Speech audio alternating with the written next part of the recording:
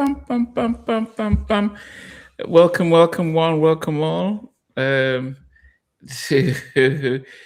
just as I was about to say welcome to everyone, Jackie just comes in fast. You were supposed to be ready an hour ago. Now you I just know. came. Yeah, we had to. As soon as y'all tell me that we got more time, I went and ate a sandwich. I had lipstick on down here, all that. Hi, Stevie. Good evening, Jackie. Oh goodness gracious! I didn't realize the time you guys' time went back and forth and all that stuff. So yeah, I guess so. That's when you called me, says what's going on. I'm like, what are you talking about? I So know, I knew when you weren't on, when I came on the live stream, and this is the first time like I ever came on early. I was early. I was like 4:28. I was on there waiting. And I said, "What happened? Did I mess up something?"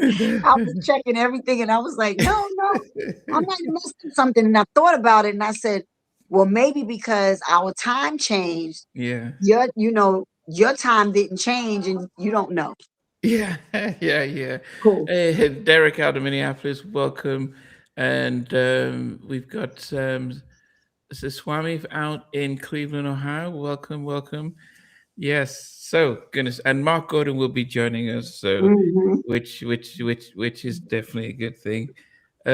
Yes, and then we get to talk about um, a group and a catalog that is Benson. Okay, Randy and the Gypsies. We're working on that. We're working on that, Benson. Yes. Anyway, before we get into the OJ's Levert catalog. Stevie, how's it been? Any updates? Anything? I'd, I've had a busy weekend. On Friday night, I went to see, and here's a name that you want to scratch your head. You want to scratch your head and think, yeah, I sort of remember. I went to see a guy called the Egyptian Lover live. He's performing in Manchester. He's like an early pioneer of the electro funk sound of the early 80s. He had quite a big electro hit called Egypt. Some of you might remember that. Or the Nile. Some of you might remember the Nile. But he's playing an 808 drum machine live on stage. And it's, Oh, dope. the gig was packed out. It was mainly electro and freestyle music all night, but very different, but certainly an experience. Don't forget anyway. So yeah, and then on Saturday I was doing a little vinyl digging at record fair. So I'm a bit tired, but in good spirits for tonight to talk about this amazing group that I grew up with as well. So Yes. Mac, we didn't see you. Goodness, last week. What did we do last week? Oh, Basic Black. Yeah, you missed out, and Mac. We surprised you didn't come. Baseline G. Haven't seen you in a while. Welcome. Okay. Yes.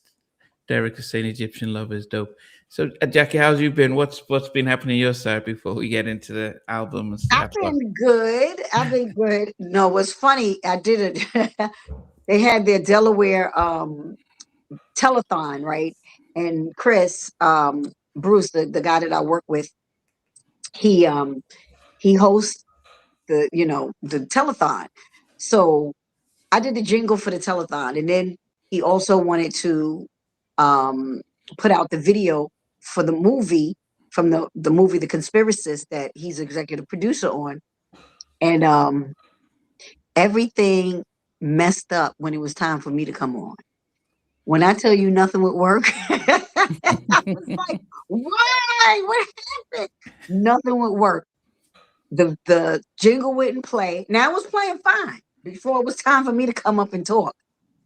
And talk about what I'm doing, talk about like the songs that we did together and whatever. Nothing, just crickets. The music wasn't playing. The video wouldn't play. Nothing. So we both looking crazy live, like, oh shoot, what happened? So that was my crazy time this week. Sometimes we don't know why things are stopped. We don't know why little things happen. But it happened, and it is what it is. But I don't know how much they made with the telethon, because they Mhm. usually do very well with the Delaware telethon. I don't know how much they made. I gotta ask Chris how much they, you know, make for all the charities. So Okay. that was it for me. My bum. I think I'm just jinxed all over the place. Like I don't know. No, but what do you make of this? I won't call it revival, but there seems to be this mad love with the Make It Last Forever.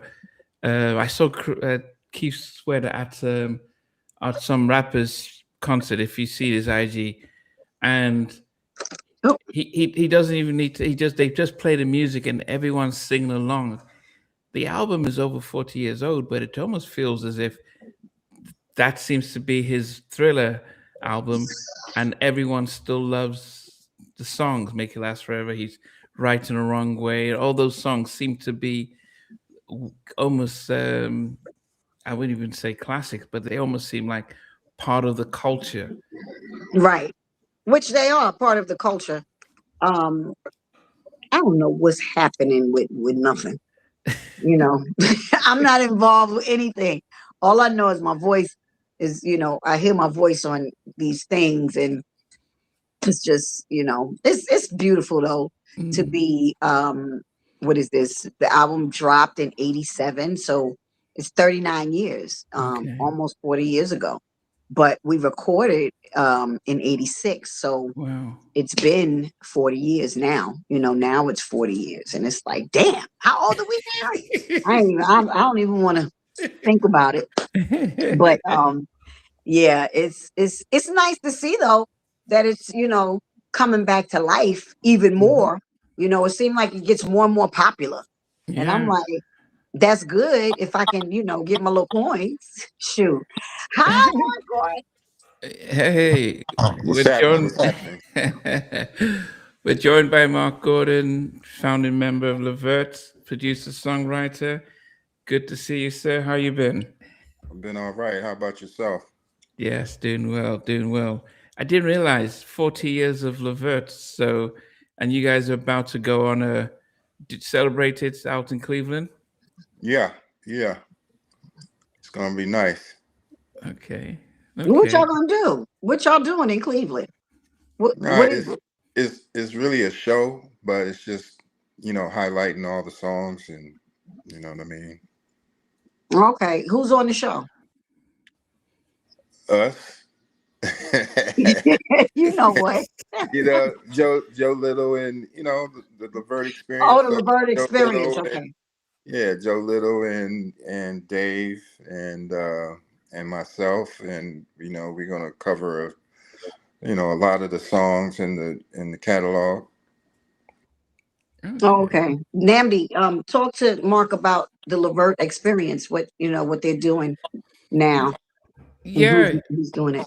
yeah, but before I do that, it'd be good to introduce Stevie. Stevie, can you see and hear us, Oh, I'm Stevie? sorry, Stevie. We just left you out. I'm sorry, Stevie Streets. Stevie, can Stevie hear us? Here he go. Yeah, it doesn't seem like it. Mm-mm. Okay. I told Hear him he you need all. antennas in I can hear you Manchester. all. Okay. Okay. Yeah. Okay. Yes. So Stevie, Mark Stevie is one of the. I don't know, Mike. He's one of us here. Um. Yeah. The Laverta experience. How did it come? How did it come about?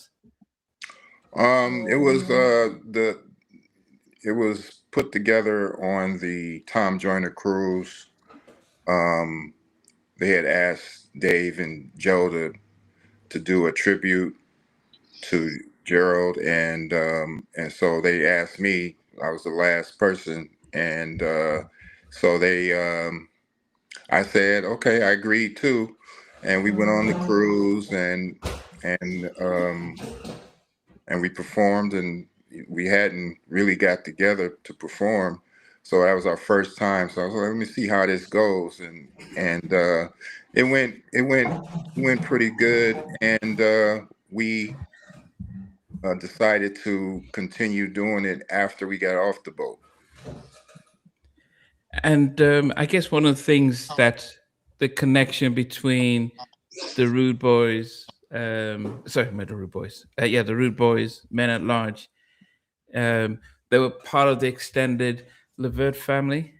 Yeah, Travel Productions. Me and Gerald put together a production company called Travel Productions, which he found Rude Boys and Men at Large, and they were signed to us and signed to Atlantic Records. Yeah, goodness.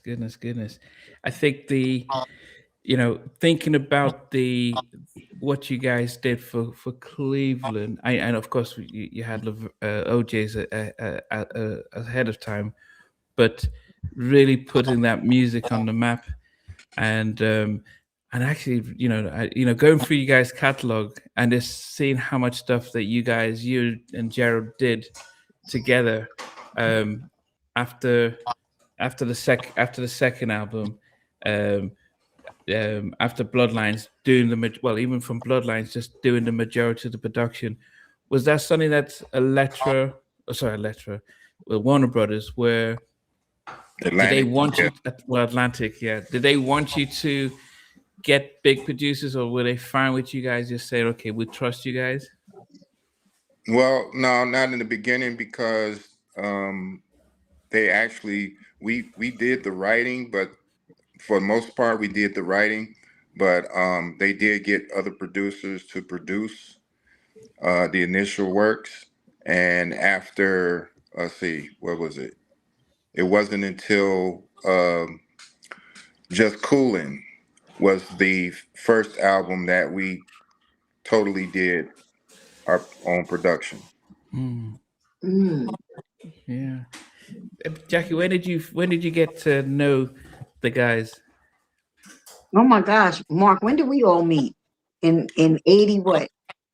Um, it was Keith's first tour. Was it Keith's first Uh, tour? yeah, we was somewhere. I want to say New York, or it might have been another city, but um, we came to the show, I and remember y'all. I remember y'all coming to the show, but I thought maybe I met Gerald first because that's I possible. remember Gerald coming to the studio. Yeah, that's possible. And then when y'all came to the show, like you said, that's when me and you met, me, you, and Sean, because I didn't know Sean either. Um, but shoot, what was that? Our first, no, well, what tour was that? I don't even know. Was it with BBD or no? No, no, no. No, It was with True. no. It was I Was it think Bobby just Brown? the show you yourself. I mean, it was a show for Keith, and I think that's what it was. It wasn't like it wasn't like a big show, but it was a. I want to say it was in New York. Probably. Ah, goodness. Probably. We just know we've been knowing each other forever, right Yeah, about now. ever since then. Yeah. Yeah, ever since then. And we were, we all became family. What was the big tour? It was the Bobby tour with Karen White. Was that your big one that you guys did when you first? That was one of them. We also did. We did Cameo. We did. What's my man? Did Cameo and what's one guy's name? Rock Me Tonight. Oh, Oh, Freddie Jackson. Freddie. Freddie Jackson. Yeah, we did. Yeah, Rock Me Tonight. Yeah, we did Freddie Jackson. We did Cameo. Those were the biggest ones. And Bobby. Okay, yeah, we got John from Troop here. He's Hey, John. yes, just not to mention it. Both, yeah, you guys did Mamacita for Troop. Yeah. Yeah, so we got John from Troop in watching live and sending his love. One of the things I noticed with you guys is that, and it was this Atlantic's decision. I mean, you had an album in 88, 86, 87, 88, 90, 93 to 90. I mean, it just felt like, come on, this most groups were, 2, 3 years, then the next. But you guys were just churning them out. What was the reason behind just releasing so many in such a short period of time? I don't know. When we first signed, it came on the heels of an independent record. So we had an independent record that was kind of, you know, it was bubbling, but it wasn't, you know, it wasn't super big, but it basically catapulted us to another place in the industry, and we got signed. Where we basically we basically got more shows that we were doing, opening up for national acts because we wasn't national yet, and we did Soul Train, which, you know, Don Cornelius, because of the relationships, we was able to do Soul Train. It was an independent record that started with, and so that took us on to Atlantic, and then Atlantic after that, it was just go. You know what I mean? We was going after that, and we just kept going. Things was happening fast, and we was just, you know, going for the ride. But then the fact that you guys were able to release, I mean, as I said, 86, 87, 88, 90. So in 4 years, you released 4 albums. That's not common. Yeah, no. I know that now, but I didn't know it then. I didn't know it was not common then. You know, it was just one of them things that I mean, because think about it, we was on tour a lot of the times. I mean, back then tours was, you know, would go on for months. It wasn't like nowadays. It would be a few weeks. We would go on tour for months, practically the whole year. And so on the tour bus, especially after the second or the first album, I would carry some equipment and have it on the bus or have it set up in my room. And so some of the records we did while we was on the road, like for instance, the song that was in Coming to America. Oh, Addicted to Love. Addicted to You. Addicted to We You. did that we did that in Florida on the road. Oh, okay. The but then, but if you're on the road, then are you recording, finding a studio recording, and then just still being out on the road? I mean, because as I said, it's most groups weren't releasing an album a year, and it's just dropping so much. Was it Atlantic's decision to do that, or did you guys think we've got so much material? Let's just. Yeah, we was just working. Yeah, we was just working, and it was just one of those things that we had the energy at the time to, you know, to keep going and putting it together. So as long as they kept, you know, providing us with the, you know, the funds to produce and put it together, then we kept going. And I think that was, you know, that was key to helping us really hone into what, you know, what we were doing. You know what I mean? It wasn't like extended breaks to where we had time to figure everything out. It was just like, okay, well, let's get back in and get it going. Nobody had to tell us to do that. It was just one of those things we was just doing.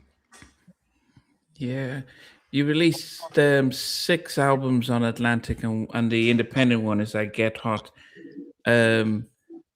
What was, if you think about it, your favorite album? Yeah, we did 7 on Atlantic, and so my favorite one is probably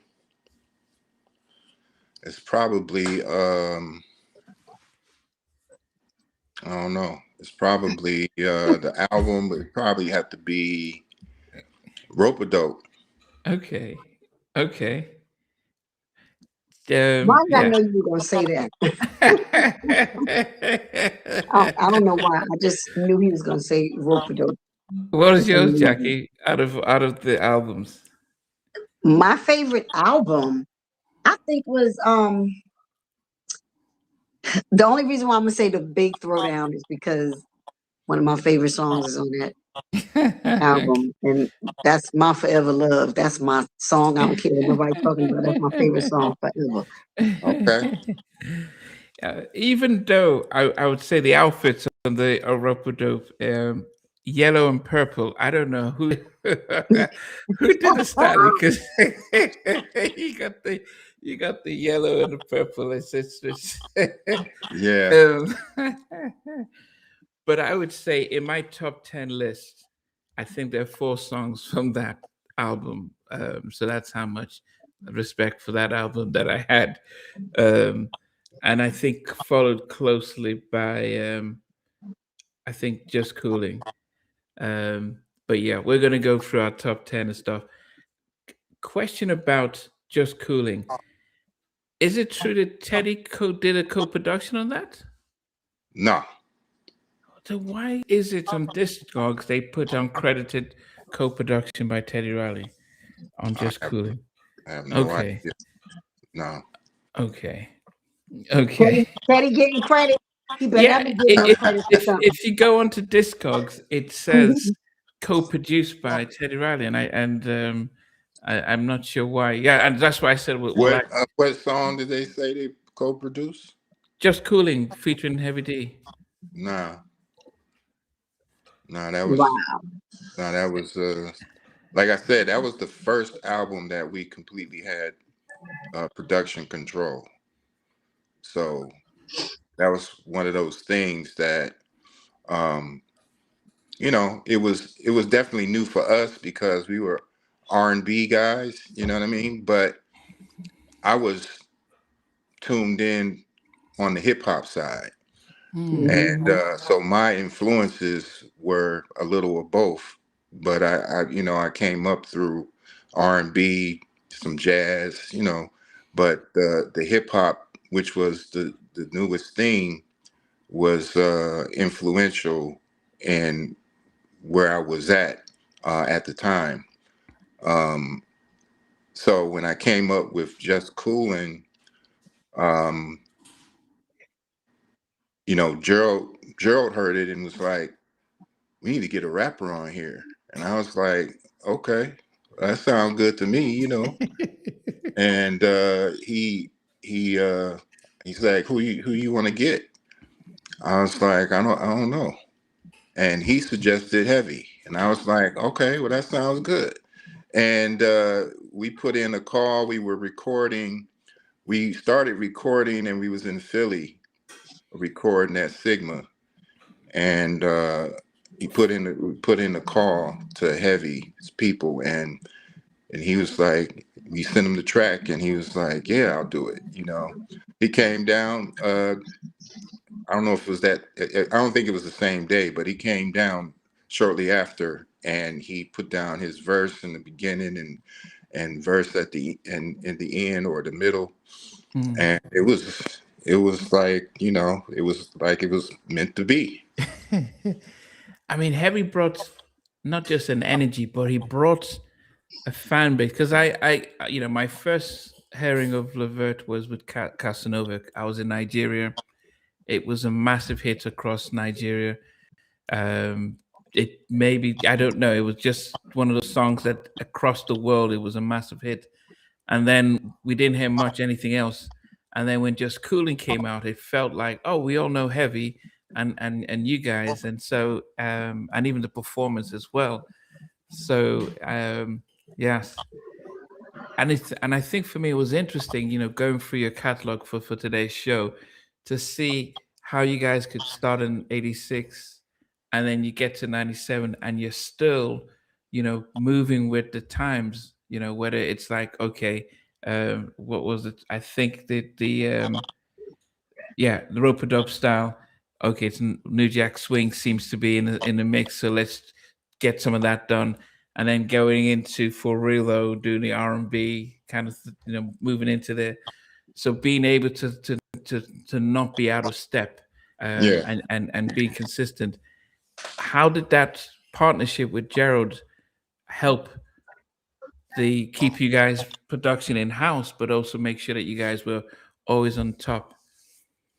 Well, being a creator, you always try to, at least for me, I try to, stay innovative, stay, keep the sound moving. I don't know if you noticed, but a lot of the music that we done, as far as LeVert, it always moved. As far as it's never stayed one thing. You know what I mean?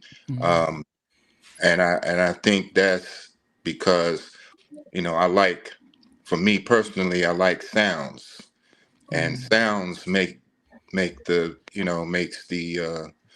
makes the production, and I like different sounds. So that inspires me as far as being a producer and a writer, because those sounds, makes give you the idea. A lot of times I hear, going through the production and creating the production, a lot of times I would hear the idea a million more times than anybody else heard it. So I'm going to have my own personal ideas of what I want it to be before it even gets to Gerald, you know. And but a lot of times I would have some ideas and I pass it on to him, and then we go from there, or I just pass it on to him, and then he would put his thing on it, and that it would be a marriage from there, So it worked. It worked, and we had what I call a chemistry, and that chemistry was something that I couldn't deny or change, because we had came up in this and started it together, and the chemistry was undeniable to me. Jackie, remember 2 weeks ago we had Mickey Howard on, and we did her catalog, and remember some of the tracks that we all loved were done by Mark and Gerald. The duet with there was one that the two duets with Gerald, with Mickey. I can't remember right off my head now. That's what love is. That's what love is, and what was the other? Um, The it other was one another was, I song. think, Crazy. Yeah, was it crazy? Where's Stevie? Stevie knows. Yeah, I think Stevie, it, we were I waiting think for it's Stevie to Crazy. talk. yeah, yeah. What happened to Stevie? No, he said he's just restarting his computer stuff. Oh, okay. Because Stevie Yeah. knows. When I tell you, Mark, when he get back on here, he gonna have a whole bunch of questions for you. He knows, and he was like picking. He picked a lot of his top songs on Mickey Howard's top 10 that y'all did. He Yeah. loved y'all's productions, and the Yeah. stuff that y'all did on Mickey. Um, it was one thing that Namdi was saying, and he was asking, and I know he was kind of trying to go back to what Mickey was saying too, because y'all were with Sylvia Rome as Yeah. well. And was it important for y'all to go platinum? Same thing, like we were talking to Mickey about. Was it important for y'all to go platinum, or it was important for y'all to just keep putting records out, even if they were gold or whatever, just to have catalogs? Because that's what Mickey was talking about. That Right, was right. Yeah, no, for me, it was important to always escalate your achievements. So if we go gold, now I'm expecting to do better. You know what I mean? And that was my interpretation of it. I was new in the industry, so I wasn't knowing. So ironically, I did ask Sylvia about that. I never, I don't. She never really gave me a real answer to what I was asking, but I was asking like, well, I'm seeing some of my peers, our peers is, crossing over and, doing some other things. What's the issue, or why? Because if you remember, what is it? Casanova. Right after Casanova, we had what? My Forever Love.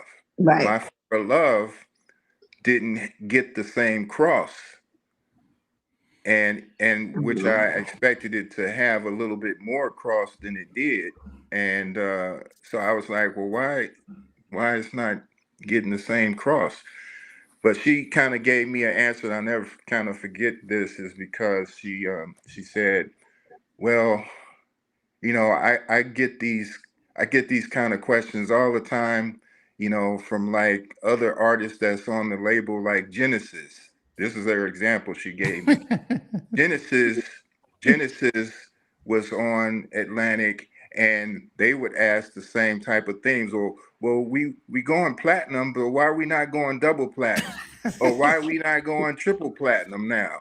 You know what I mean? I was like, well, that's not really answering my question. Right. But okay, you know, so that's just what it is. I can't really say. Maybe you know, I think years down the line, I got some information from, you know, some of the people at the top, and basically we were in a position where we kind of helped the R&B division of Atlantic Records at the time, because Atlantic Records was losing a lot of its, you know, it wasn't really, what I'll say is we would come out in the fourth quarter. In the fourth quarter, you're trying to make up for money that you lost over the year. And so what they found out with LeVert was that, you know, the big wigs didn't believe in us like that. They believed a little bit, but it was really, you know, okay, let's see what happened. After we had Pop Pop and it became a number one song, it gave us a little bit more cushion, gave us a little bit more belief. And they started, they gave us a little bit more at this time, but it still wasn't, you know, like others. So that's kind of what I'm thinking, that the whole reasoning was we provided sales that they didn't have to put a lot of money into. Because like MCA, because I was on MCA, of course, and everybody was on MCA, so they had a lot of money for their, you know, they pushed their R&B department because their R&B department was strong. Because it was Bobby, it was New Edition, you know, BBD, all out of one. All the Uptown stuff. Yeah, all the Uptown stuff. Then you had Patti LaBelle, Gladys, Stephanie Mills, Jody Watley. I actually thought MCA was a black label because that Stephanie Mills had all of that. I thought the same thing. I did too. Before I signed to MCA. They had a strong R&B base. Yeah. And I think for Atlantic, there wasn't a strong R&B base, but I think that we were part of that base. You know what I'm saying? We created that base, and after us became Mickey. Became Mickey and the Troop. You know, became In Vogue. You know what I mean? So we were kind of the start of that new generational music scene as far as in Atlantic. But MCA had artists for days. Too many. Do you know what? When we think about the Big Throwdown album, there was a song here, "Love the Way You Love Me," and this was like an 80s pop crossover song that was very reminiscent of something that Elton John would do, something that, say, Stevie would do, that would have crossed over. And I'm thinking why some of those songs weren't pushed out. You had even Sweet Sensation, which is something that sounds like Billy Ocean. And these are songs that would have gone not just within the R&B, but would have been very pop and very crossed over. Is it that the label just didn't said, no, let's keep you in the box, or they didn't try and get you on those? Because those songs should have really pushed after Casanova. Yeah, actually, Sweet Sensation did become a single, and we did do a video for it. And so But I whether don't, they pushed it I don't, to the pop labels, that you yeah, know, I don't know how much they pushed it. They probably didn't really push it like that. no. Again, I think that we were in a position to where, you know, they could drop us a record and actually let it do what it do, and we're going to go gold. That was the kind of mentality. I think Mm. that was the mentality. So with little, with little promotion or minimum promotion, it was like, well, we getting the most the bang of for our buck if we put these guys out right now, and we know they're going to generate some, something out of it. Mm. I think that was the kind of mentality at that time. Yeah. Okay. Well, Stevie, I can see that you've changed your phone. Can you hear us, Stevie? I can hear you all very clearly. Can you all hear me? Yeah, Yeah, we can. yeah. Anything to add to Mark? Because we did talk about how when we did the Mickey Howard catalog, you put a number of their productions in your top 10. But anything to add to Mark about his production and stuff? Yeah, I mean, if you've not talked about it already, I'm just interested to know, as a group that came out in the mid-'80s, a lot of like artists and acts who came out in the '80s really struggled going into the '90s, adjusting to the new Jack Swing sound. As a group, you fully seem to embrace that new Jack sound. I know you was in certain tracks on some of your albums in the '80s. I can hear a clear Cameo influence. I'm just wondering, when Cameo went into the '90s, they In and struggled. out. Yeah, they really struggled. Did Cameo? I always felt you guys could have produced Cameo in the '90s. Did Cameo ever reach out to you at all? Oh no, not ever. But Wow. I'll say this. Cameo was one of my favorite acts coming up. I remember going to see them at the front row, one of my first concerts, and that's when there was the whole band, the kind Yeah. of the original band, and they Mm. was just bouncing. They was all over the. It was just so much energy, and I was just like, man, these guys is crazy. So, but yeah, so come full circle. No, they never reached out on that tip, but to come full circle, I was, surprised that we were, coupled with them on the Word Up tour. Mhm. Oh So wow. we ended up doing the Word Up tour. So all these guys was from Freddie Jackson to Cameo, Bobby Brown was at the height of their career. Mm. And so to be a part of that to me was special. You talked about In and Out. Was that influenced by Cameo? Say that again. Your track In and Out. It sounds like a Cameo Oh inspired song. yeah. What I mean. Like I said, I get influences, and things like that is kind of like that, and you might think like even like there's something on what was that? Don't you think it's time? It was kind of like a Sugarfoot Yeah. Cameo type of deal. You know what I mean? Because funk was, that was part of my, history too. So it was a mixture of funk, you know, um, all kind of, sounds that I gravitated and pulled from as far as what I listened to create, a new sound. Yeah, goodness. Okay. I mean, we're gonna go through our top 10, but just finally on what was the working relationship with the Calloway brothers on your debut album? What did you take from working with them? The takeaway from them is, okay, so the story is that Casanova was probably Gerald's hardest record to sing. And you think Because that he couldn't take it to town. yeah, well, it was, you think it was easy, and it would be easy for somebody that wasn't Gerald, you know.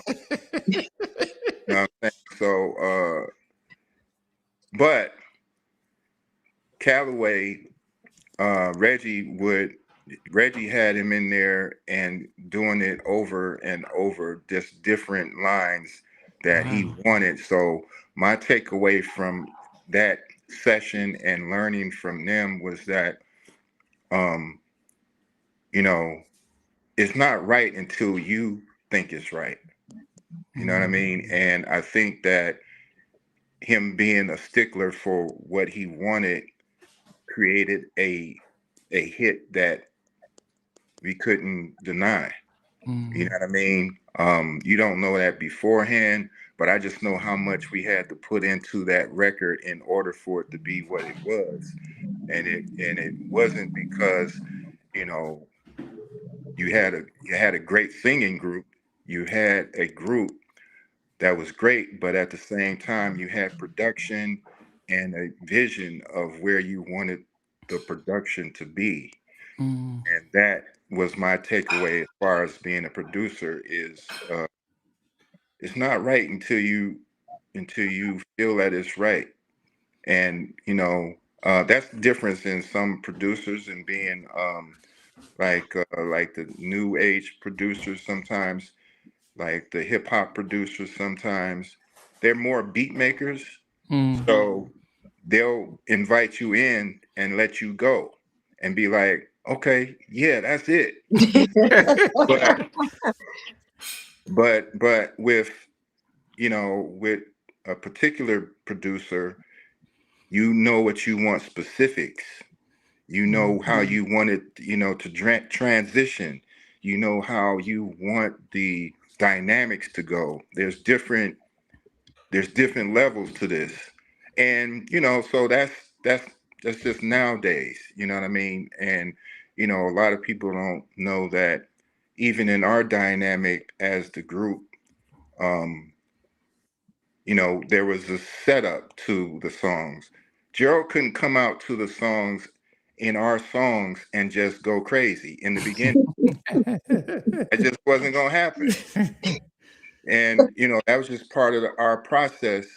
And that's probably something that we learned also, but it worked for us. And so there'd be a setup. And if Sean would do something or if I would do something, it would be the setup. And then Joe come along and do his thing, and then that would be the climax to the dynamics of the song. That's just what it is. You know what I mean? You know, you don't think about it, or you know, your average person is not gonna think about it like that. But when you hear it finished, you know, you're like, well, damn, okay. You know, that makes the song what it is. Yeah, pre-Boys to Men and Wanye closing, or Johnny coming in at the end. This is you guys. You guys had that formula locked in. Yeah, yeah. And that's similar like to a, you know, like even an OJ's record. You know what I mean? Would, you know, the mixture of me and Gerald, it would be that. And one of my favorite songs, and I'm gonna tell you this. This is probably my favorite song is "I've Been Waiting." Oh wow. Okay. Yeah, I put R. Kelly style in there. Okay. We're going to go for the song, so we don't.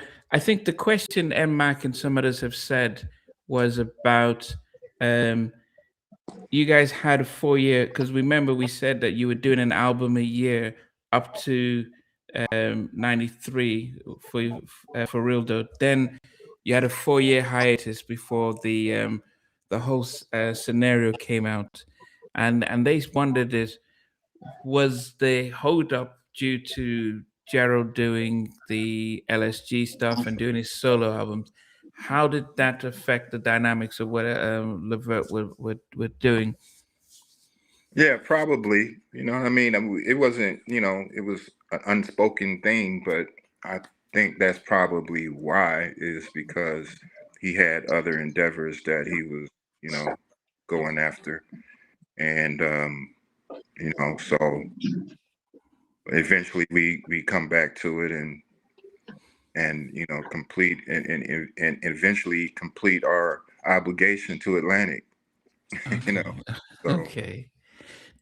What did you make of the whole scenario? Because '97 was at that was peak R&B, but it didn't really make that much of a dent, especially with the catalog and history you guys had. You're producers, you'd done all this stuff, but the whole scenario didn't. It had a few songs, but it just didn't push through. What was your thoughts about that? my thoughts was, you know, I think at that time we were kind of like in a place where we were just doing the record to fulfill the obligation. Mm. And at this time, you had a change of hands with the label, and the label, you know, things weren't the same. So yeah, that's pretty much what it was. But and they, you know, because you know there was other things that was going on that Gerald was doing, and so they just, you know, we did it and we fulfilled it. But at this time, I don't think they were really interested um in putting much into it. Into the marketing and stuff. Yeah. Okay. All right. We are going to go into our top 10 because we got a lot of people waiting and stuff like that. So, Mark, what we're going to do is we normally start. We've all listened to the whole catalog, and we normally start at number 10 down to number 1 across the album. And so I will start, and we will let you go after Stevie, so that you know to see if you were ranking your top 10 songs from the LeVert catalog. So number 10 for me is from the For Real album. For Real Though album, which came out in '93, and it is ABC 123. Um, yeah, Nice loved. track. Was it? What you say, Nice track. Stevie? Nice track. That. Yeah, really love this track. I mean, goodness, if you think about the tracks that I couldn't fit in, I had to keep listening. But yeah, that's my number 10. That comes in at number 10. That's low, Namdi. Well, goodness, the That's songs. low for ABC 123. That's low. What about you, Jackie? Because Mark's is gonna be last after Stevie. So. Um, I don't know what to say on that. I mean, if you think about what I put up there, you'd be surprised. So go ahead, Jackie. I'm always surprised what they come up with between Stevie and Namdi. I'm like, what? We get animated on here. My number 10 is from the Just Coolin album. See, I would have put other stuff as the number 10. Like if I had number 20 and I could start somewhere else, but Let's Get Romantic would probably be up more on my chart.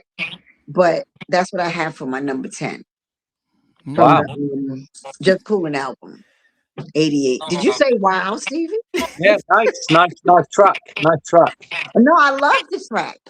But I mean, come on, we only got 10. Yeah. Let's Get Romantic is my number. Sorry, y'all. What about you, Stevie? I think all our choices are going to be all over the place tonight. I wouldn't have a clue what you're going to pick. Normally, Namdi, I can kind of guess what you're going to pick, but not tonight.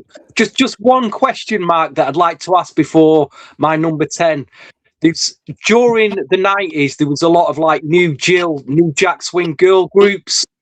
You guys worked on one of them. They're kind of forgotten, kind of lost now. What was your experiences at all with one of the girls? Do you remember that album? Who the what? One of the girls? Yeah. Yeah. One of the girls. Yeah, we did. I guess was the first single. I think they had a good chance to, you know, to push through.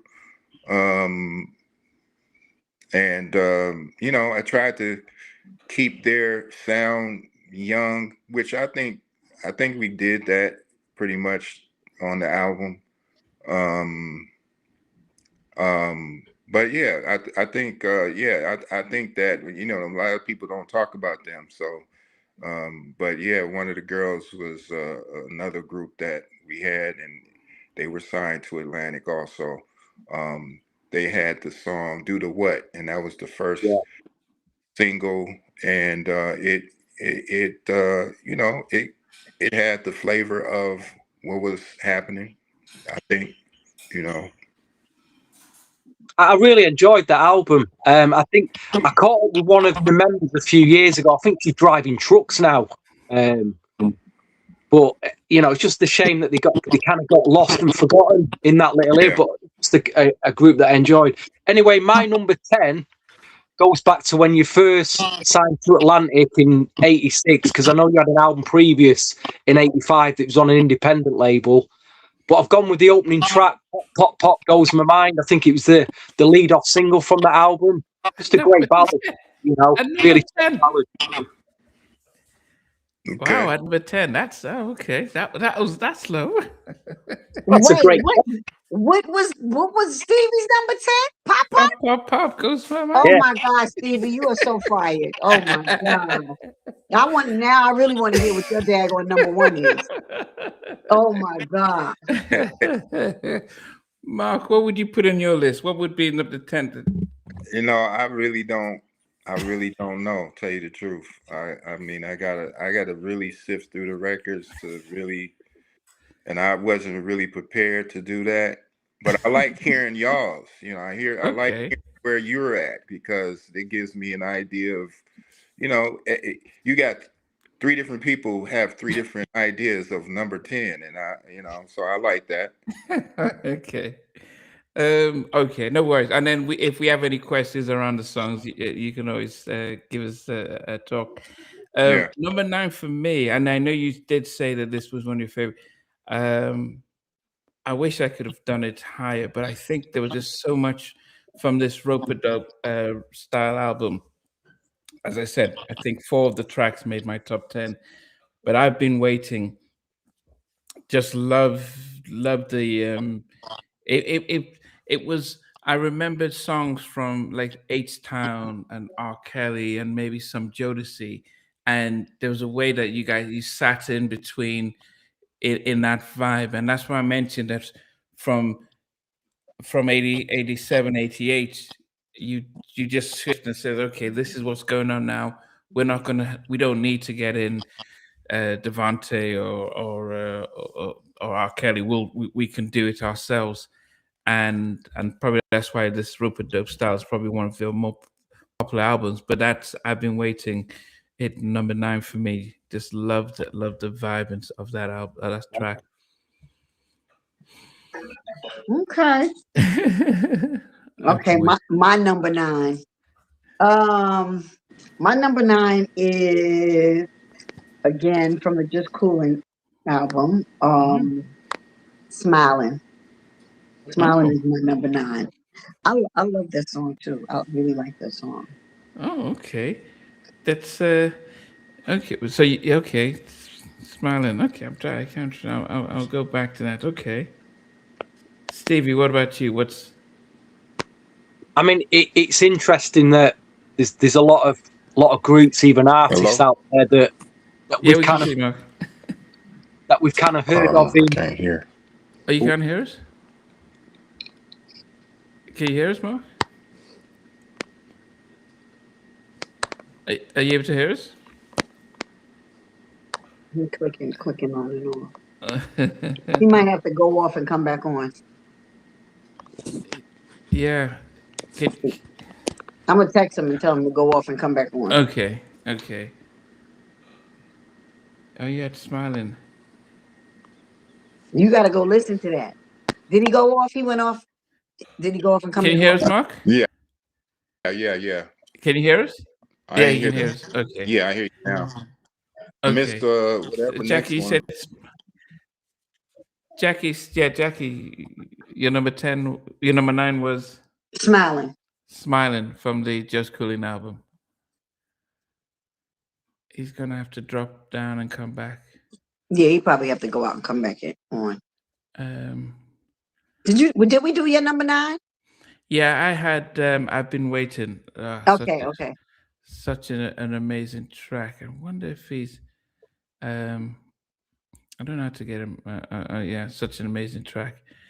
Can you hear us, Mark? Okay. Yeah, I hear you, but yeah, I hear you. My phone Okay. ringing. Okay. Jackie had Smiling from the Just Coolin album. Smiling from Just Coolin. Okay. That was my number 9. Okay. Stevie, what about you? I like that.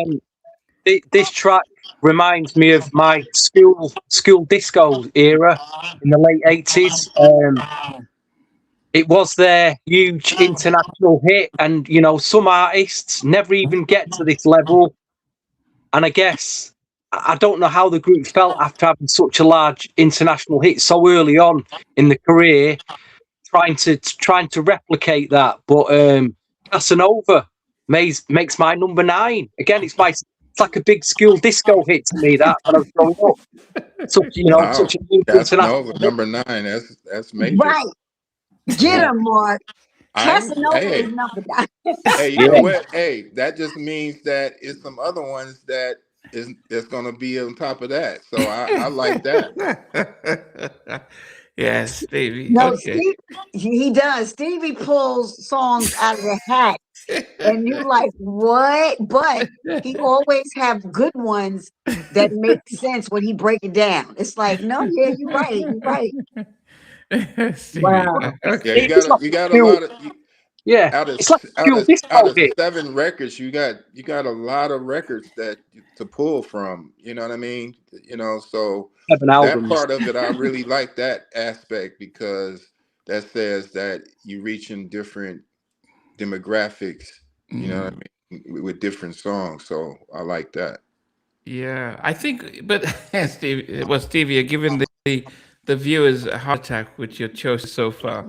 But anyway, they almost think that you're going reverse, because people have those songs in different orders. Okay, number 8 for me is it was a New Jack track, which gave me vibes of Guy and Troop, and absolutely positive from your Ropin style.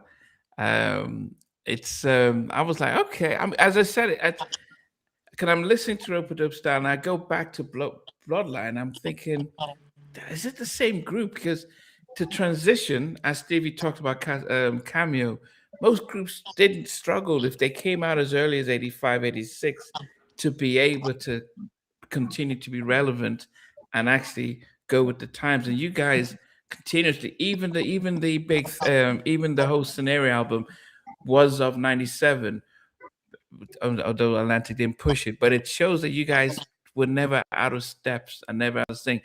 You were able to always be current. And I'm listening to that, I'm like, okay, what what given the New Jack troops a run for their money with that, and the fact that you and Gerald doing the writing and production is impressive, that you can continue to stay current with your production. So that's number 8 for me. Okay. Okay, my number 8 is from the For Real Though album 93. Can we get it back? Yes, we can. Can we get it back? The good old days. Ooh, that was my joint. The good old days. That was my joint. And that song was such a feel-good song. And when I can say this, when Mark and I started working on my second album, he kind of gave me that feel, with the songs that we did as well. We had what was our song? Ride. Ride. What was that song we did? I don't remember. But it was dope. And it had that same type of vibe from that, from that that all of that era that was going on then. So that's my joint right there. Okay. My number 8. Stevie. Number 8, Jackie. That should be in your top 5. That's the top 5 jam. Stevie, you want to talk. You've already put Oh. Pop, and Casanova in 9 and 10 and 9. That is sacrilege, but anyway. At least they're in there. I'll be honest, Casanova at first wasn't even in my top 10. Wasn't even in it. Oh, wow. Anyway, you heard it too much, huh? My number 8 goes back to the 1997 album. There's a track, a mid-tempo jam that I play a lot to this day, and it's called "Swing My Way." Will you? Yeah, swing my way. Yeah, okay. I love like that record. Yeah, swing my way. Do you? Yeah. Swing. Okay. What was that based around though? It's based around some 80s track. I'm sure it is. It is. So you can't hear it, huh? I forgot it. I have got the track somewhere, but I just can't. It's on the tip of the So I'll tell you, the idea vocally came from Rick James. Yes, that's it. That's it. Rick James. Rick James jam. Rick James influenced that. I was getting ready to say something else, but I'm gonna keep that to myself because Rick James influenced a lot of things. Yeah. James. Do you? He influenced Mary Jane itself. Mary Jane. Exactly. That's Mary Jane. That's Mary Yes. Mary Jane. That's funny. Okay, let me get to number 7 for me. This comes from the Just Coolin album, 88 Just Coolin album. And it gave me that Sounds of Blackness type of vibe, optimistic and things. Who's the person that's saying, now there's a guy who keeps saying, yep, like he's Teddy. And the song is Addicted to You. I love the song, very positive song. But the guy who said, he keeps saying, yep. And I'm like, wait a minute, that's those Teddy's sort of That's Gerald. Oh, Gerald. Gerald did that. Okay. Yeah, that wasn't me. That was Gerald. What was the reason? Did he know that it's like what Teddy used to do it? Because I was like, what? That's I don't know. I can't really tell you. It's one of them things that certain things I just was like, okay, like, it is what it is. I ain't gonna mess with it. You know what I mean? After the fact. So a lot of records in the editing room, a lot of things would get cut out, but I didn't cut it out. Okay. I didn't realize it was Gerald because it didn't sound. I couldn't tell whose voice it was. I thought, and I looked at the album to see who was featured on it, and it didn't. So hence, I was thinking, oh, did you get somebody to? Nah, that was Gerald. Because it was groggily. Yeah. It sound groggily, and I was trying to figure out who the heck that was. I was like, that don't sound like Mark. Yeah, and he said, why is he doing the yep? And it was a beautiful track though, very positive, very, as I said, when I ever write down Sounds of Blackness, it's very much they were known for their uplifting, like it's a happy song. Was it on Coming to America soundtrack or what? Yeah, it was on Coming to America. The funniest part of that song was the beginning because Gerald did a little rap. Yeah, I was saying, who's the rapper on it? That's Gerald. Oh my God. That's Gerald. So he did a little rap on it. And so I don't know if y'all remember this, but going into the song, he went through this whole spiel about how the girl was treating him. And in the end, we started the song with do. He basically was saying that the girl was treating him like doo-doo. Yeah. So that was the funniest thing about that record, which nobody I don't think people put it together like that, but because we started the singing after he did the rap. she treats me she treats me just like, and then we went into the, but that was funny to me. Yeah. What was the influence? Because I'm hearing some Jimmy Terry type of, and what they were doing with, say, Janet and stuff like that. But what was your influence when you were producing that track? I don't know. Like, that was the time that we were on the road, so I don't know. That just came to me at the time, and we put it together. Okay. We recorded it in Miami, I think. Okay. Yes. Okay. That's my number 7. Jackie, what's number 7 for you? My number 7 is from '88, the Just Coolin album.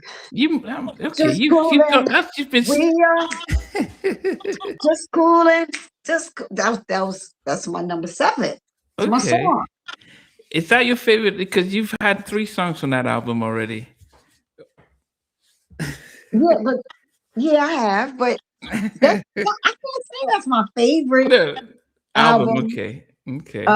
Because you're gonna see, as we get up, you'll see As you get some. higher. Yeah, Okay. yeah. Okay. But Just Coolin', it probably I could say was my favorite, one of my favorites. I have 2, but go ahead. Stevie. I'll tell you something about that record, right? So that album got a lot of terrible feedback from the critics, which a lot of the critics were, somehow eventually one person was the critic, because they would have a syndicated column, and it would be kind of like one person kind of criticizing everything. Or it would go across different platforms, but they kind of killed us on this album.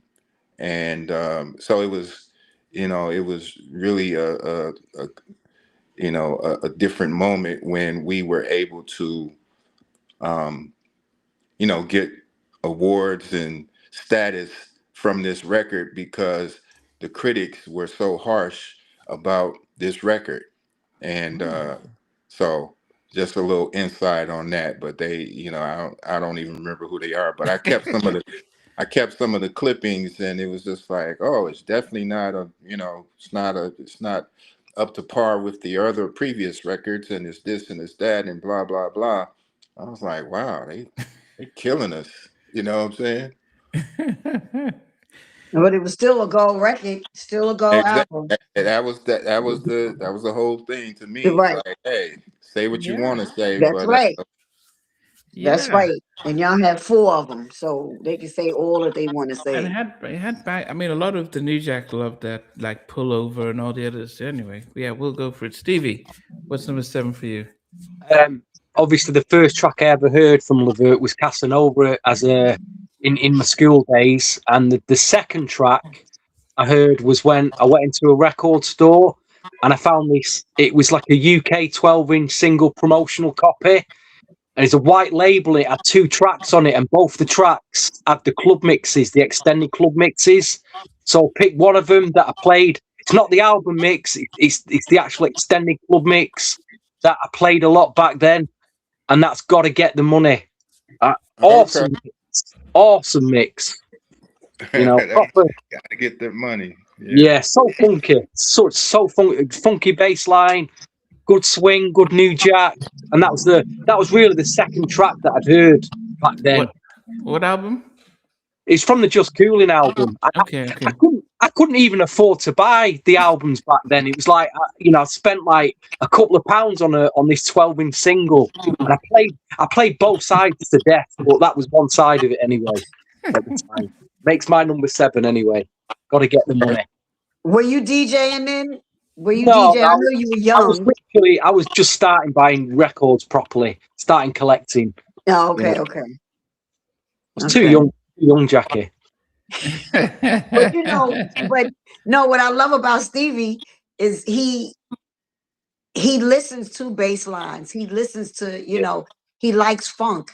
He likes, you know, me, I'm either R&B or rock in my head, or hip hop too, but you know, I'm You gonna see, go for the pretty nonsense for me. You if know you me. play the album mix of this, there's a lot of talking at the beginning, so and then it comes in after about 30 seconds. But the remix, extended mix, takes it to a different level.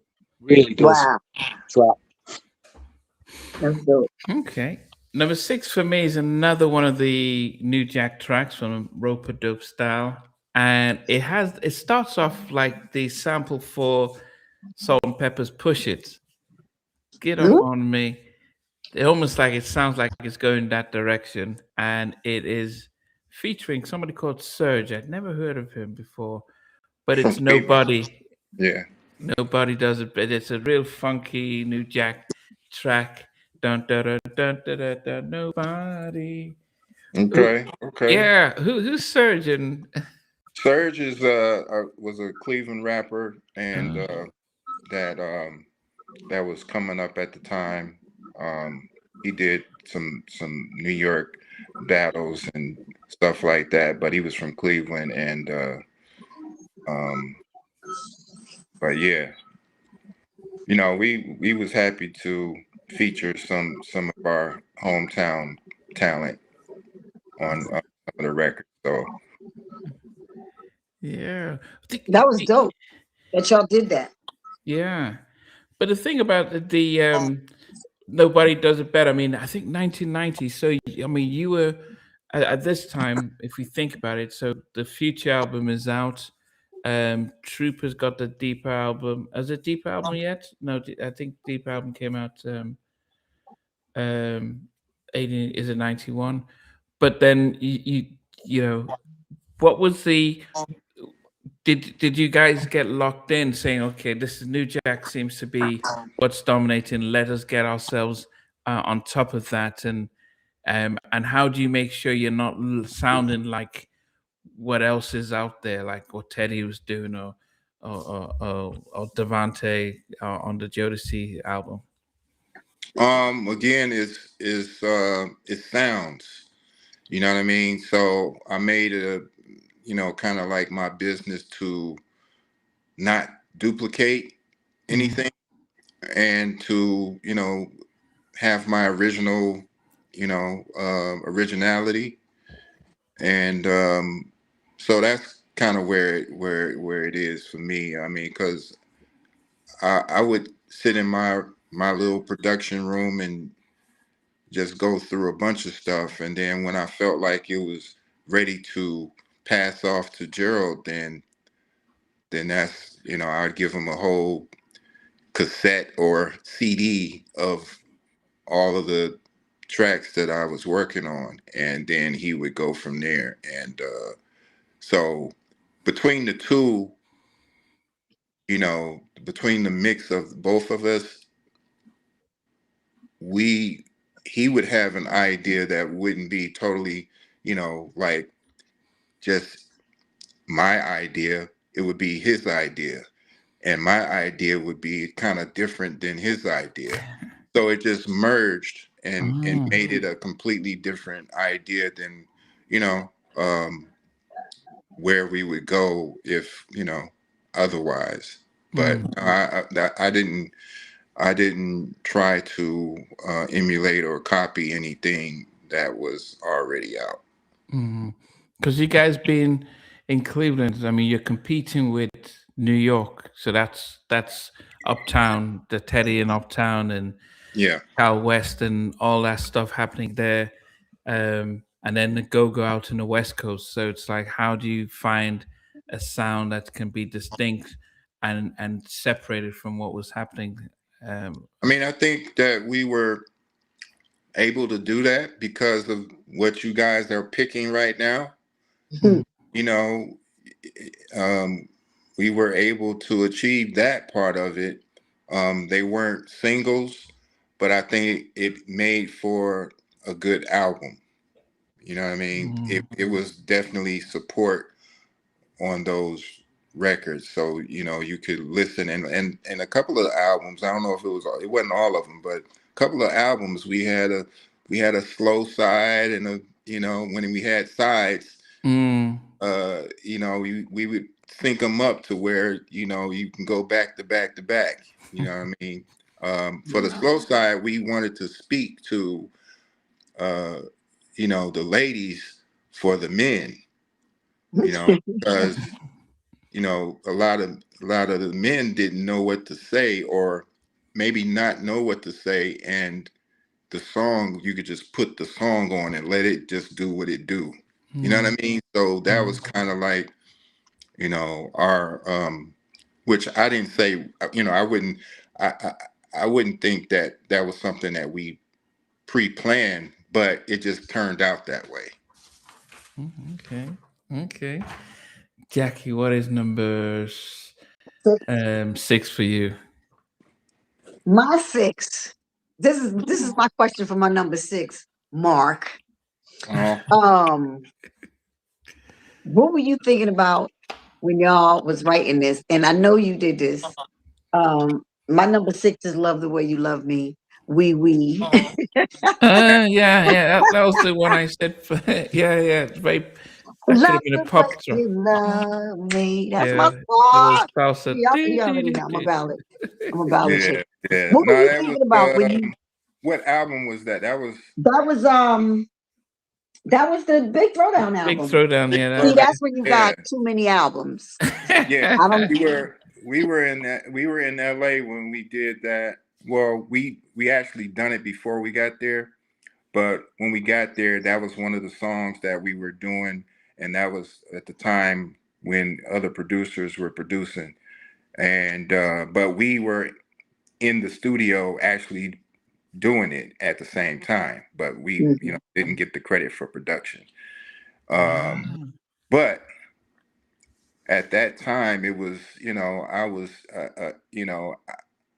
I would say that my influence at that time, where I was at, was a mixture of Marvin Gaye and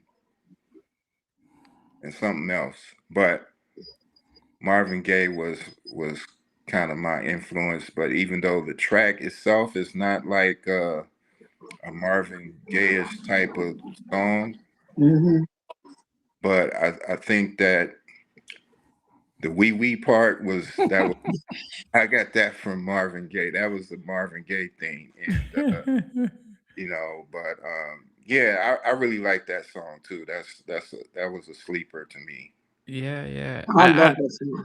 But I look at my notes and I put down that it was it could have followed Casanova and become a pop crossover hit if they didn't just say, no, we're just going to play to black radio, because this was the kind of stuff that was happening in '87. The Elton John and Billy Joe, all the kind of songs were very similar, and they could have crossed it over if they thought so. Yeah, and I think too, it was it was simplistic. You know what I mean? It was simple, but it was the changes of it made it more like lavish and luxe. So that took that.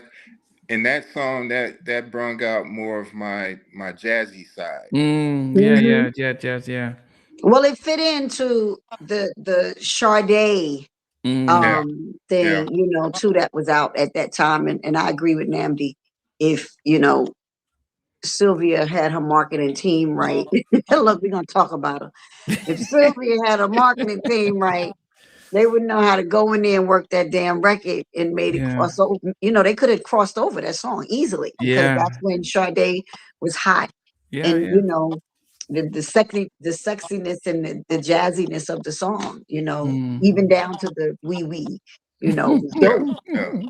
So I turned my honorable mention, Jackie. So okay, just didn't make the top. It's not.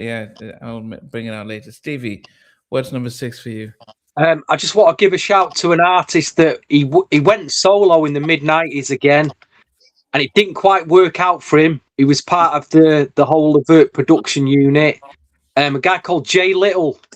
on his album, he did a track called Putting It Down. It was just like one of the funkiest, Putting It Down, one of the funkiest tracks, mid-tempos I'd heard at the time. And he did another track called The Hump Is On. Do you remember that one, Mark? The Hump Is On. Yeah. Worked on that record. Yeah, I thought you did, mate. I thought you did.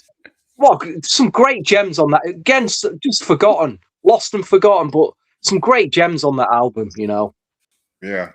Was he in the Rude Boys, wasn't he, Jay Little? Yeah, Rude Boys. Yep. Well, he's talking about Joe. Yeah, that's Joe. Yeah, he's part of the LeVert experience. He's part of the LeVert experience, Stevie. Yeah, his album just got forgot. It's a shame because there was some great tracks on it. Yeah, they didn't. I don't know what happened with that, but they didn't, really push it like that, So I don't know. Wow. Anyway, my number 6. It was when I was young and I didn't have much money. I had £20 in my pocket, and I do mention this record shop a lot on this podcast. I'd go in Expansion Records in Manchester City Centre on a Saturday morning. One morning I went in there and they had this record on the wall, and it was £20, which is about $26 in dollars. And it was in a white cover, and it had a big sticker on it saying, when you play it, say it. And I didn't understand what promotional only, not for sale meant. I thought it's got to be free. Why is it £20? That record. And I says to the guy, Dean, behind the counter, I said, Dean, what's that record and why is it £20? And it was LeVert All Season. And I'm like, well, why is it £20? And he's going, well, it's a promotional copy. It's a demo. It's out before. We send it out to radio stations before it comes out. And this is the only copy we've got. And once it's gone, you'll never see it again. And he was right, because I never saw it again after that. But it was on this amazing album, on the Rope-a-Dope. And it's one of my favourite ballads, all-time ballads from LeVert. Amazing ballad, All Season. And I've never seen that 12-inch record again since. I found the CD single, the promotional CD single with the remix on. I've got that somewhere.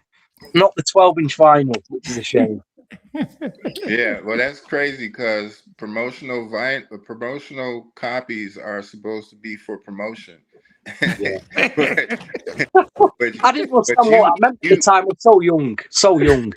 Yeah, you at the time you weren't a part of that pool, so you wouldn't get the promotional free copies. The store was obviously selling a copy they weren't supposed to sell, but that's another story. For $26. Yeah, $26. They didn't put a stamp on. Now, was that the single or that wasn't even the whole album? That was a single. Yeah, it was a single with it had the remix on as well. It was quite rare. It's so rare to get hold of that now. Yeah, that was promotional only. It said it right on the sticker. Expansions. Okay. I'm just looking at this. 1, 2, 3, 4, 5. Yeah. So half my tracks are from Rope-a-Dope Style, and number 5 is oh goodness, one of the best ballads on the album, Baby I'm Ready. Just just an amazing track, amazing album. In fact, I tried to make sure that I put a song from all the albums in my top 10. I missed out on one of the albums, but Rope-a-Dope Style took that one. But yeah, Baby I'm Ready. And I think a lot of people had really said how much that was one of their top 10 songs from your catalog. But that's at number 5 for me. Okay. Yes. Wow. Jackie, what about you? My number 5 is from the Big Throwdown album, 87. And I can say this. It was the first time. No, that wasn't the first time. Okay, I gotta save that one for later. I have to save the story for later. But my number 5 is I ain't much on Casanova. Hey, me Five, and okay. Romeo ain't never been friends.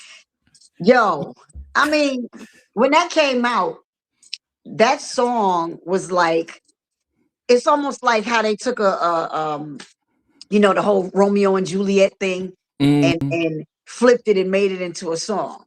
Now Right. you got these big thugged out, hood dudes rolling down because I'm from the Bronx, but I was in Harlem at the time, and you got these big like drug dealer whatever in Harlem, top down, in their little Mercedes, whatever they had, little sports cars, rocking Casanova, but singing I ain't much on Casanova. Me and Romeo ain't never been friends. And you looking at them like y'all are straight killers. And you rocking, this is coming out of your mouth. That's how you know when that's a good damn song. When you Right. got, big drug dealers. And I was kind of around. I didn't hang out with them, but my friends my friends knew, some of them, a lot of my friends, my girlfriends, they dated a lot of the, street dudes. I didn't, but they did. So, but nah, Casanova was that was a hot song when it came out. And to me, it changed when LeVert came out, of course, earlier doing Pop Pop. When Casanova came out, it was like that just made them even bigger. And to me, it separated them from that whole, oh, that's the OJ's kids, that's the two brothers and the cousin. Mark was always the cousin. Right. So to me that took them away from being like part of out of the shadows of the OJs. Yeah. As I said, it was a global hit. I mean, and I think sometimes when I do speak to guests and say that song was global because it was in the UK, it was in Nigeria and different parts of Africa. It's sometimes hard to comprehend. Now you can understand because of social media. But back in 86 and 87 and 88, I don't think you're in the US and you're touring around the US. I don't think you're thinking that people out in Africa and Europe are still are dancing to our track, unless you're like a Michael Jackson who's flying all over the place. But you guys will just be like, okay, good. We've got people in New York singing to our stuff, but not realizing around the world people are rocking to the song, and that's how big Casanova was. But I don't know if you guys realize. I mean, Mark, did you realize how big it was globally? Yeah, Okay. I did realize because we actually would get fan mail from all over. So the fan mail would come from Africa, all over Africa, and Europe, and some everywhere. So so the fan mail just would come to Atlantic Records, and we would get it, and so that kind of told the story, and I would look at all that stuff. So it would let me know that we reaching some places that we ain't reached before. So it was that kind of thing. But yeah. Okay. Wow. Okay. Stevie, number 5. I'm gonna stay with this album, but what I really want to talk about is who did the styling for this album cover. I mean, Mandy talked about how Basic Black, the group, how they dressed, but what was going on with these suits here? I don't know. We had a guy that was doing our custom stuff on the road at the time, named Curtis. He did a lot of stuff for New Edition and James Brown, some of everybody. And I don't know who came up with the idea, but we whatever it was, the color scheme, I don't know how that came up. I don't know who came up with the color scheme, but that's what it ended up being. And I was like, okay. And then if you look at the album, we all have different fits, but the same colors. You know, I mean, I tried to keep mine simple as possible. Let me see. That should have been the album cover. Yeah, Yeah. right. The album cover. That's so cool. So yeah, that was you know, suspenders ended up being my thing at the time. So I had the suspenders. I think Wow.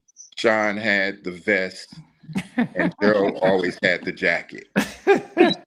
So that's what it would be. And you know, I don't know who came with the color scheme, but But I you just, know what? I just went That with era it. was cross colours. I mean, the new I jacket was was all about about cross Yeah, to at the colours. say time, that. that was probably Yes, in at the time. You know. that's Yeah. right. I was about to say that, Stevie. Yeah. That But to they me, took that it to was the extreme there. They really took it to the extreme. Sorry. Hey, but you wouldn't miss us. That's for sure. that's right, exactly. But I was gonna say that, you know, that for that era, cross colors was big. And yeah. you know, that was crossing a lot of damn colors, but that was, you know, that gold and that whatever color was that was it was That much. lime green and yeah. Yeah, but if you Yeah, think about it, I'm looking at the Big Throwdown album, and it looks cool. It looks ahead of its time. It did, you know, and then Big Throwdown. yeah, you know, I Yeah, love that. I it love that. looks, and I then yeah, I like the love way just y'all that look too. at that one too. and even Just Coolin looks cool. Looks like Yeah, okay, and then you almost went back into time when you come with Rope It Up because it was almost like because you had great album covers, but I guess it's like you guys were so into the music. Did you even bother about how the album cover looks like? You weren't even. Does it? Did you guys have a say? It was like, yeah, Well, whatever they put out. yeah, they kind of did the designing. That one seems to be the most, you know, the simple cover that it was because you know when you're talking about the Big Throwdown, that was like in front of the Brooklyn Bridge, and you know we was outside. We had the classic cars. yeah, Mm, And yeah, all yeah, yeah. so that was a little bit more put into it. When you yeah. talk about Rope-a-Dope, we was just in a In studio the studio, right? blacked out, you know. So that was pretty simple, you know. And that was your bet. That's to me my favorite album, but you know, album cover, regardless of the album cover. Okay, top Anyway, four. I didn't actually say what my number 5 Okay, was, sorry. but the number 5 track that I picked when I was going through the albums, especially this album, I forgot how much I actually used to play this track a lot. And it's the track production wise that sounds a lot like very influenced by what Ellie and Babyface were doing at the time. But it's the track Hey Girl. Hey Girl, da da da. Bum, ba, ba, dum, bum, ba, da. Really upbeat, breezy again, new jack, like R&B track. Yeah, Fantastic track. yeah. Fantastic track. You know? Yeah, hey, these, you know, just the differences in the songs is making me, you know, just reminisce on how many songs that we really did and just the different styles in the songs. Hmm. You know what I mean?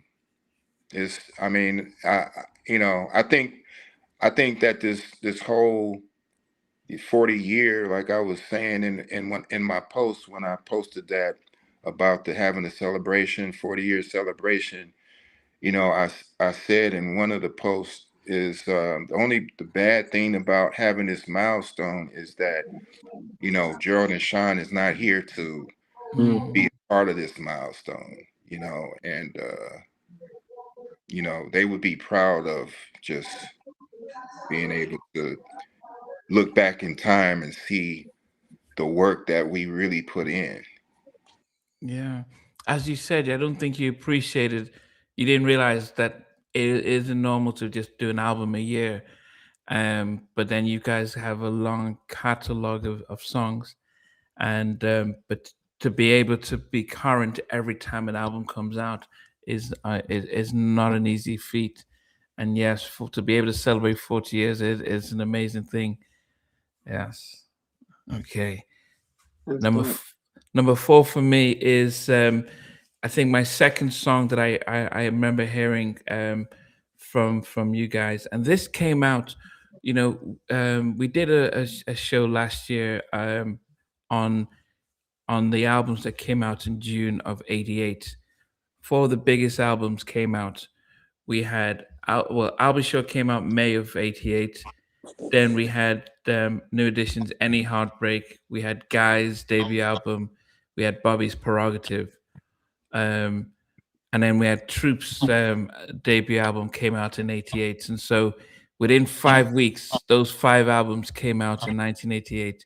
Troop, I'll Be Sure's debut album, Guy's debut album, Bobby's Don't Be Cruel, and New Edition's Any Heartbreak. And you guys came out a few months later, but it just shows you the competition, but the rich music that we had in '88. And this song that you guys did featuring Heavy was like, oh, okay, it really caught our attention and stuff.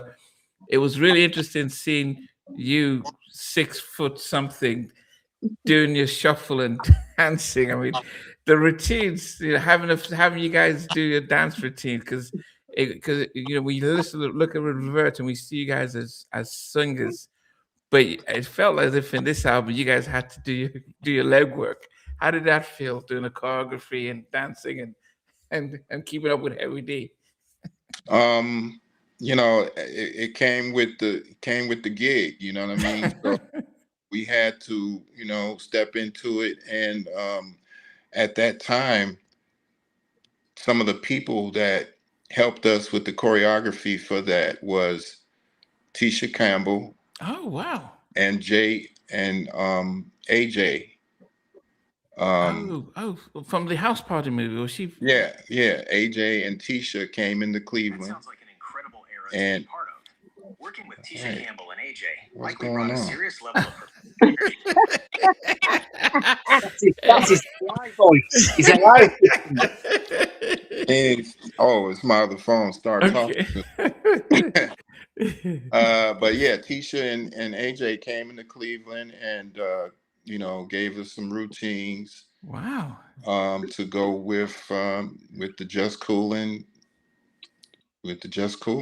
and wow. And we did that through, we still kind of do it. My goodness. Was it hard for you though? Because well, it wasn't as hard as because we always did steps. And initially, when we first started, Gerald and Sean thought they were the king steppers, and because they, followed, they sons of the OJs, and they've been stepping and trying to play the OJ for years, and so I came in and did my thing, and but at some point after the Tisha and AJ came in, I got some young guys from Ohio to come in, and they were young, so they was doing all kinds of stuff, and I had to learn. I was trying to learn everything I could learn as far as dance moves, so I can, get my moves together. So yeah, no, I was able to do it. Oh man, yeah, definitely. And if you see the performance on Arsenio Hall, Heavy was just like, "Come on, guys, let me show you how to keep up the. Let me show you how a big man dances." Oh goodness. Yeah, Gerald was not a hip hop or Sean. Yeah. We can say that Mark could do, his little thing, but Gerald and Sean, the hip hop dance was not for them. What's number 4? What's your number 4, Jackie? My number 4, actually, this is the first time I ever saw.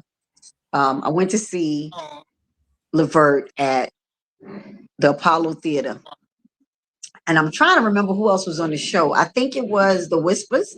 Did y'all do a show with the Whispers at the Apollo, Mark? I don't remember. Y'all gotta forgive me for all this noise. I got my deck open, and you would think that there's a million people that live downtown Wilmington. There's 2 people, but when they come through, oh my gosh! Hold on, y'all, because they loud. I gotta close my door. Oops. But thinking about it, Mark. I mean, Jackie, when you guys are producing, is it that you start off with the beats and production, and Gerald comes in later with Yeah, the vocal arrangement? yeah. Okay. Pretty much that's the how the flow would go. Okay. I would come up with the idea first, pass it off, and then he would put his thing on it. Sometimes, like with certain songs, like for instance, I want to say "Love the Way You Love Me." Um, certain songs, I would kind of do the whole thing, like write the song, and so that was one of them. Yeah, you were listed as the sole producer and writer of "Love the Way You Love Me." Yeah. Okay, Jackie. Yo, wee.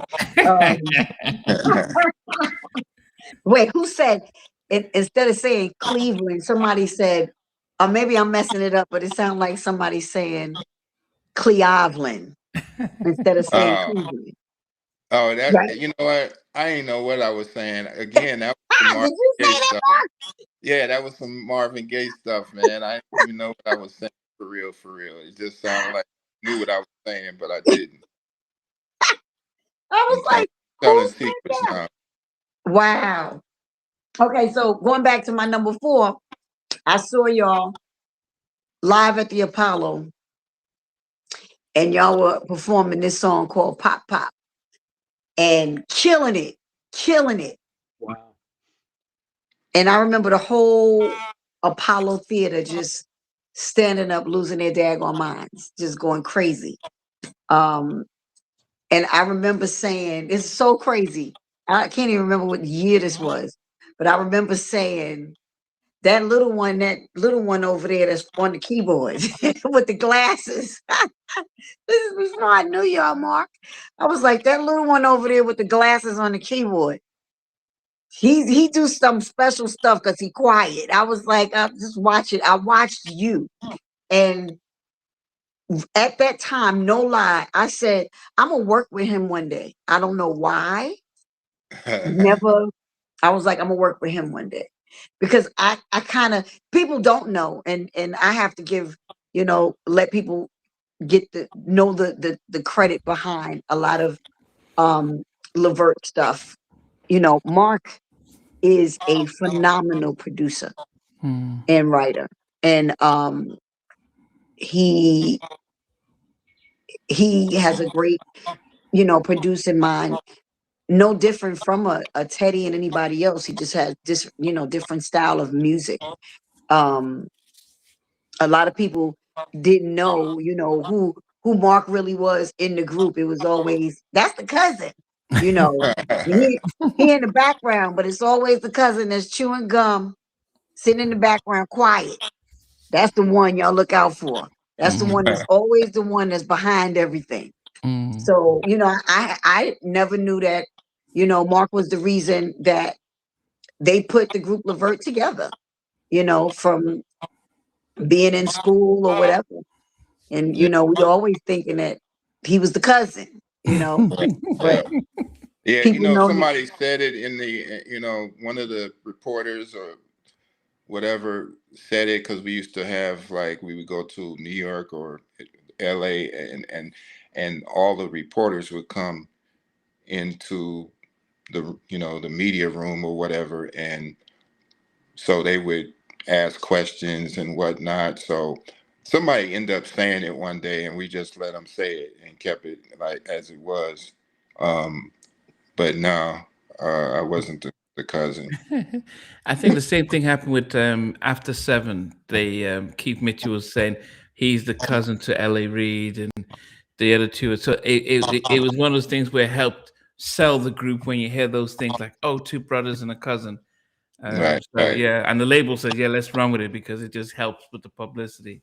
Yeah, yeah. But originally, we started as a band, and it morphed into 3 members, and Wow. yeah, because when I came along, it wasn't a band yet, but we started a band. and we tried other bands to be a part of other bands, but we ended up trying and putting together our own band. And when we started doing the little chitlin circuit, we me and Sean would go back and do other stuff. So Gerald would stay in front, but we would swap spots with the keyboard player, and I would go play keys, and Sean would play drums. So Wow. that's originally how we did the LeVert band, and then eventually it morphed into us doing just staying in the front. Wow, goodness. All right, Stevie, what's number 4 for you? I just want to give a quick shout to another LeVert production offshoot. The guys, Men at Large, you, me, you, me. You got to use me, baby. Oh, I used to love Men at Large. Awesome guys. You know. Anyway, my number 4, and it's my second pick from the Just Coolin album. It's my final pick from that album at number 4. And it's got Heavy Be Diddly Diddly Diddly D on it. And it's Just Coolin, the club mix. But that bass line on just heavy bass line again on the club mix. Brilliant mix. Awesome mix.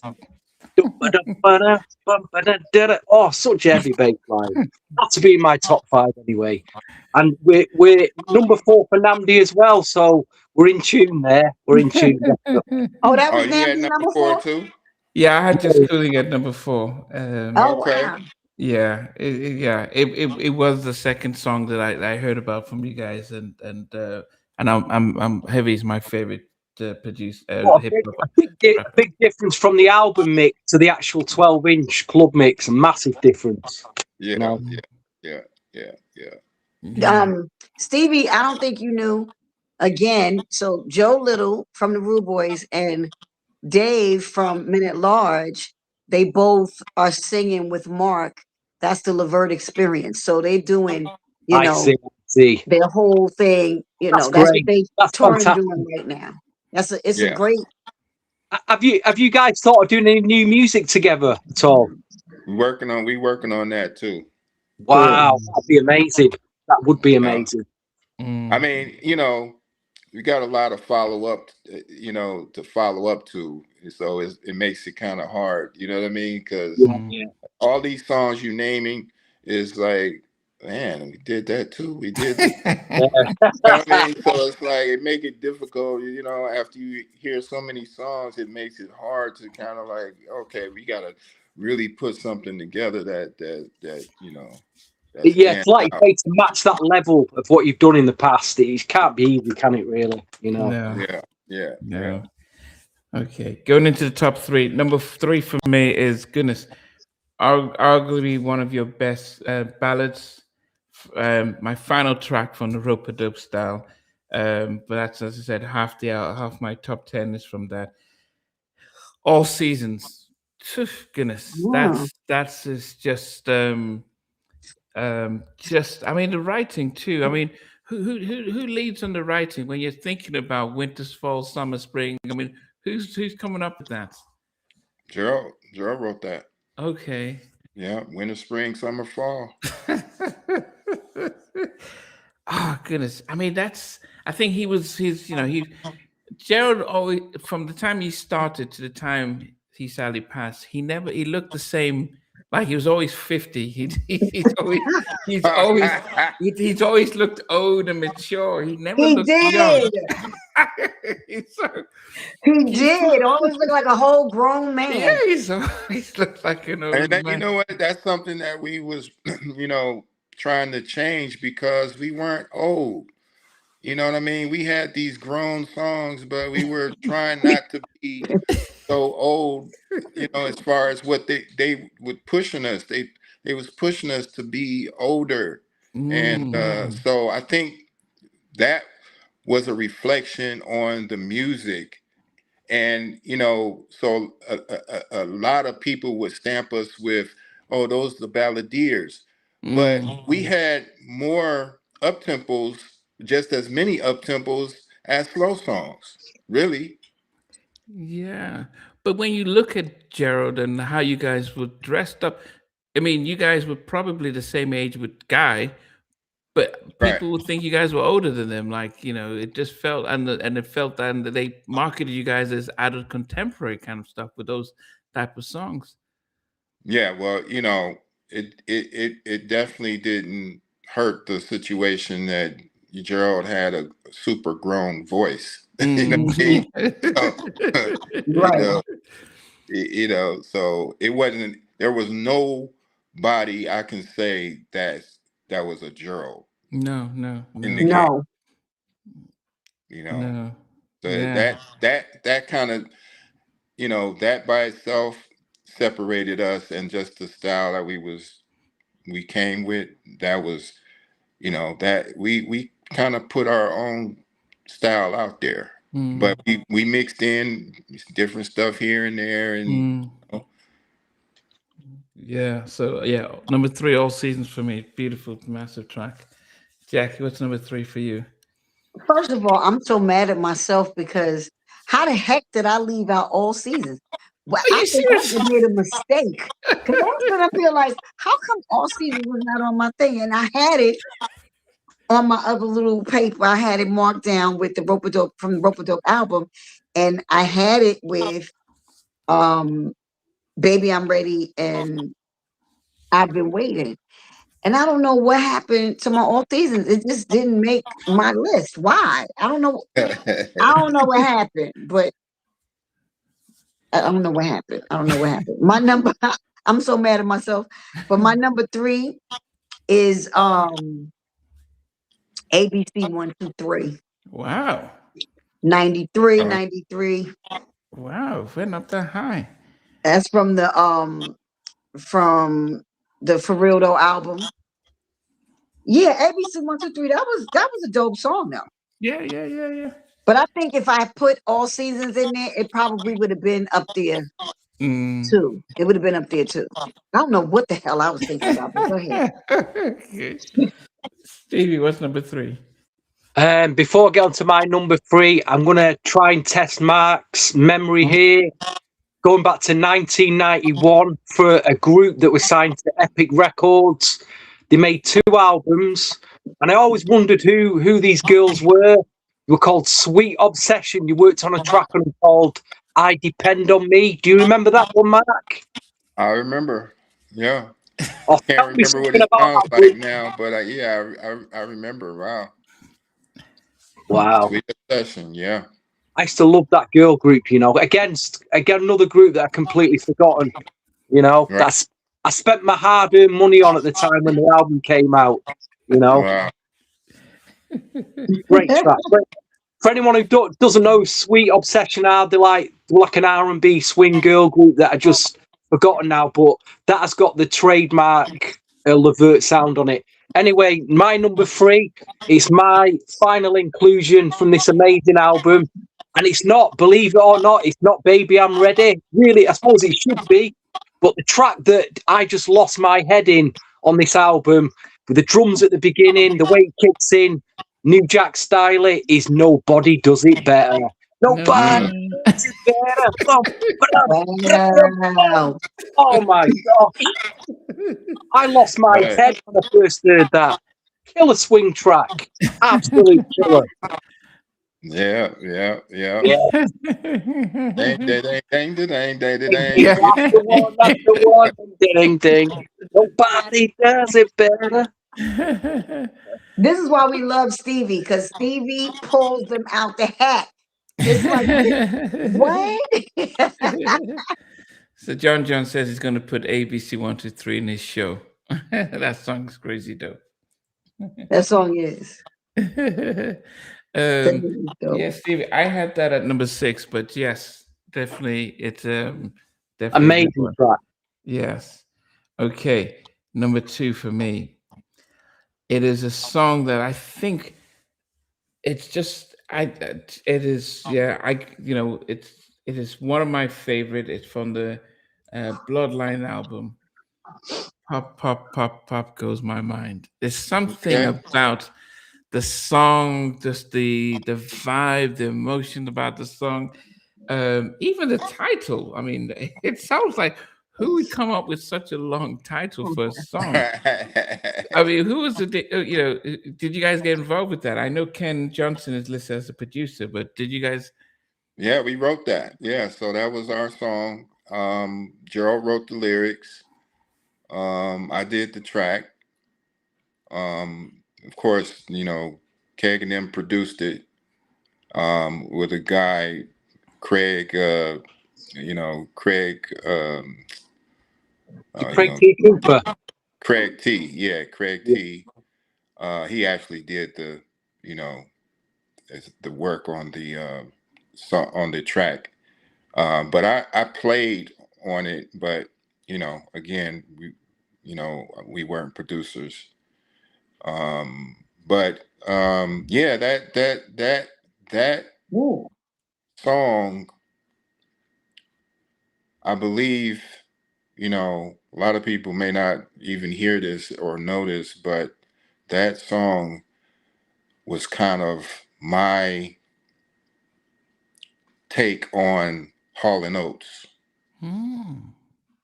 Yeah. Really? Yeah. They had a song, I forget which song it is. But they had a song that had a bass line that was just moving. So I kind of I had the vibe in mind with that, and I kind of vibed it out with the boom boom boom boom boom boom. That was just it was just constant movement. And what's crazy is a lot of hip hop rappers or producers, they would always compliment that bass line. It was like, yo, that bass, yo. And they would want to use it. And Master P ended up doing it. Pop Pop Goes My Nine and whatever. But a lot of people would compliment that record as far as the bass line and what it was doing. Oh wow. That's dope. But it's just such a timeless track. I mean, I know the performances, even the videos, the when you guys were on Soul Train. But yeah, it's definitely, it reminded me of one of those things where you'd see not just the Temptations or the Delphonics, one of those type of stuff.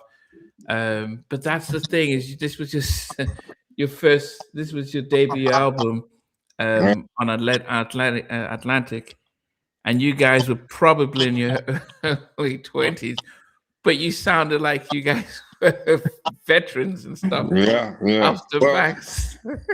Another thing about that first song, that Pop Pop, was when we went in the studio with Keg and them, and we did the vocals, the background vocals, like 20 something times, almost 30 times. Wow. So that vocal was done over and over and over and over, like 30 times stacked on each other. Okay. So that's why it sounds like it do, because the background vocals was, I don't even know how many times that would be, but 20 something times is a lot to do the background. It's like normally I would stack it 3 times, but it was stacked like 20 something times for real. That's crazy. But you know what's iconic about Pop Pop is the beginning. That's iconic in itself. Just the way the song comes in. Right. And I don't even know how we did that, because I don't even know how we did that, because it came in before the song started. So it was just like, you know what I mean? There's no track there. We just did it. Right. Wow. That was good. And Mac is saying the Hall & Oates song, is it Methods of Modern Love? Method of a Modern Love? The song? That you said were influence of Pop Up, the Hall & Oates. No. Okay. No, it's I gotta think of it. But it's one of their singles. It's not She's Gone, has it? Huh? She's Gone. She's gone. Oh, that one? No, It's not that one. no, it's not that one. I think it's. I gotta think of it because it's on the tip of my tongue, and I gotta think of it. Why I'm hearing "Baby Come Back," but that's not Hall and Oates, right? Who's "Baby Come Back"? Player. Baby, come back. That's Player. But that's who, Stevie. Player. They were called Player. The group. Player. Manito. Wow. Okay, don't worry. We'll get it. Jackie, what's number 2 for you? Number 2 for me. I was fighting with my number 2. I can go for. Oh, is it? I can go for that. That's it. I can't go for that. Somebody was gonna get it. Yeah, somebody's got it. Hey, no, can do. That was my song too. Okay. Well done. Who got that one? Who got that one, Namdi? Yeah, it was Rosebud here that came up with it first. I can go for that. Yeah. Rose. Good job. Good. My number 2 is I love the video. I loved everything about it. It came from the Big Throwdown album, 87. Just seeing the just hearing kids, and of course y'all know it's My Forever Love. Do you remember playing all the swings? Oh my God. Doing silly things that lovers do. No one else matter. No one else matter but me and you. Come on now. That's a mic drop for me. Yeah. That's my number 2. I love that song. I mean, now that song, me and Gerald wrote the lyrics together. That song is classic. That's a classic. I don't care when nobody's talking about that. Is Which song you talking about, Jackie? Sorry. My Forever Love. Wow. You weren't in love then, Stevie, because you would have been saying, "I've got to know this is my song. This is my song when I was in the club." But you ain't say none of that, so you don't even know how beautiful that song is. So go back and listen to it, Stevie. Play it. Go back in there. I will do. Okay, thank you. Stevie, what about you? I've managed to pick tracks from all their albums so far, except this one from 1993. Which album is it? For Real though, and I gotta say the styling on this album cover is on point. This is one they got it right. So brilliant styling on this album, and the backing vocals make the track on this. I think it's all about the backing vocals on the chorus. They're just absolute killer. And it's got to be the Good Old Days at number 2. What a track that is! Ooh, good old days. Oh, it sounds fantastic now. When you play that now, you just want to go back to the 90s, don't you? When you play that record now. Right. That's why don't we get music as good as that now? You know what I mean? It's just what a track.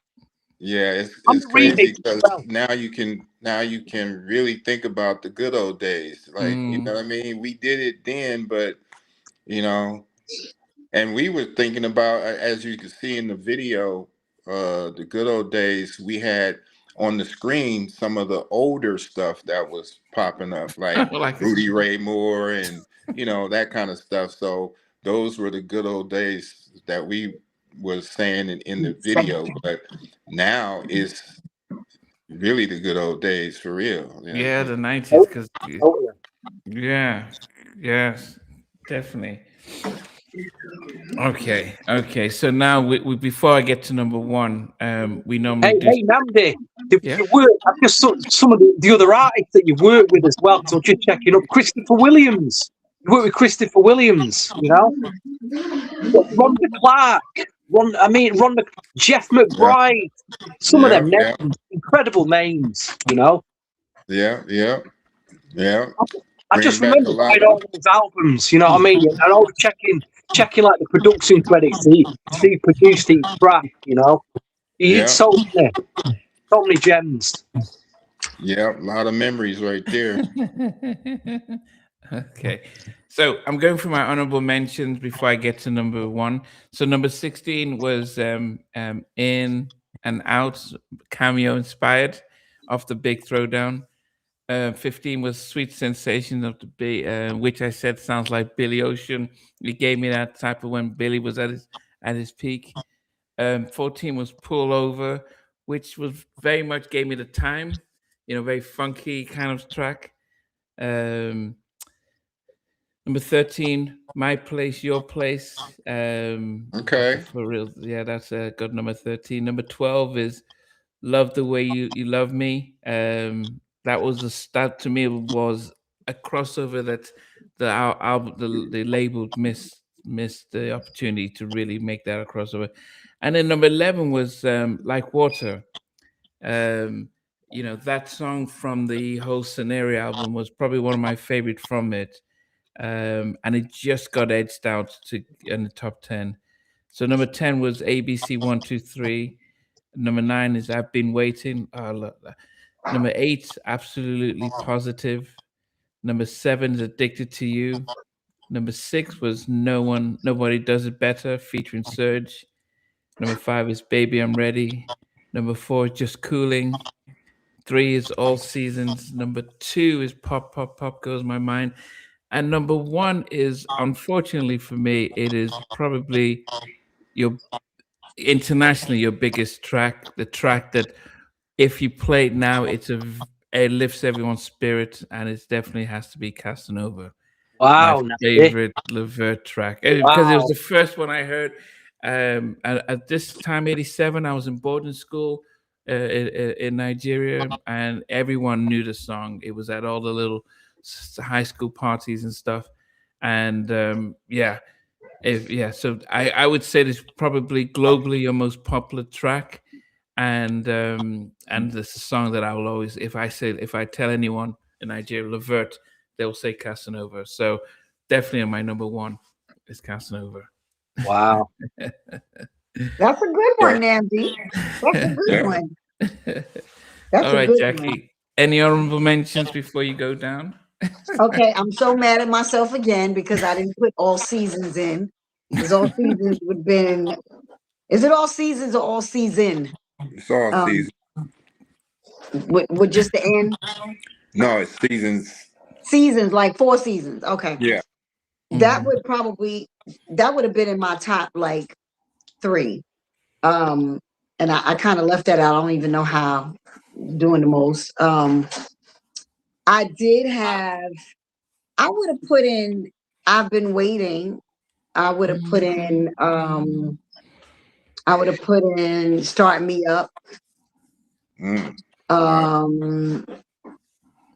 I would have put in Feel Real. Feel Real reminds me of a Mickey Howard track. And I don't know if did y'all do a Mickey track that sounds like it reminded me of something Mickey had. On one of the albums. No, I don't think so, but yeah. That it was Feel Real. Yeah, that's a good I like Feel Real. But other than that, I have other little songs that I was like, I like the little yo-yo joint.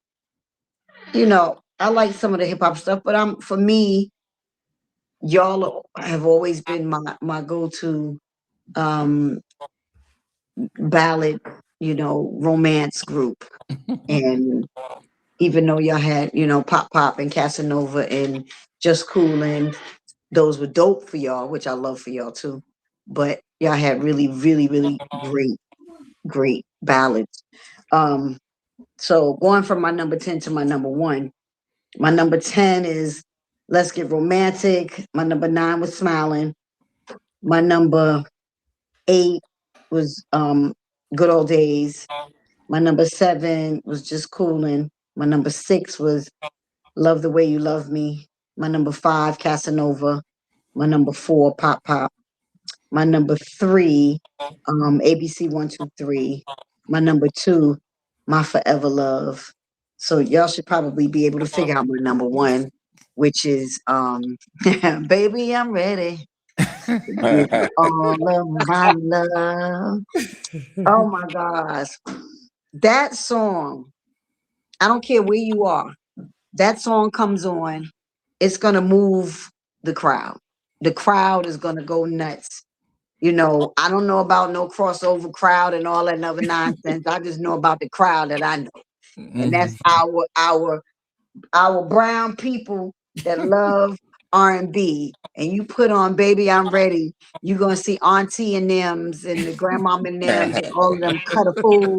The alcohol gonna come out, they're gonna have a little drink in their hand, they're gonna be messing with they're gonna turn into cougars and gonna mess with all the little boys at the party. Talking about Baby I'm Ready. So that's my number one. That is, I mean, you know, for me, Mark, y'all have always been family for sure. And y'all are legendary, period, you know. And it's sad that Gerald and Sean are not here, like you said, to look back at the 40 years, but you know, you are still here. Yeah. And you can appreciate everything that you know you've done and y'all did together as you know a group and as family. So you know our hats go off to you, our everything go off to you. Definitely. And you know, because you're my friend too, you know, people don't know that's one of my good friends. That's my dog right there. Yeah. So well done, Jackie. All right, Stevie, quickly, what any honorable mentions before your top 10? Yeah, it was the lead-off single from this album, a track called True Dat, featuring Queen Pen and Yo Yo. And obviously, it's kind of an ode to Blackstreet, No Diggity. Maybe the label put pressure on you to maybe sound like that for a single. I'm not sure, but the big single for me. Baby I'm Ready didn't make my top 10. I don't know why, but it is an absolute killer track. It's a killer track. Anyway, from 10 to number 1, 10, Pop, Pop, Pop. Number 9, Casanova. Number 8, Swing My Way. Number 7, Gotta Get the Money. Number 6, All Season. Number 5, Hey Girl. Number 4, Just Coolin. Number 3, Nobody Does It Better. Number 2, Good Old Days. We talk about the King of New Jack Swing on this podcast nearly every single week, and I can relate this particular track that I'm going to pick for my number 1. Teddy Riley in 1992 for me defined his production sound with 2 particular tracks. Tammy Lucas, Is It Good to You? And Bubba, I Like Your Style. The production on those 2 tracks, he changed his sound and he just defined his New Jack sound with those particular tracks. I thought they were incredible.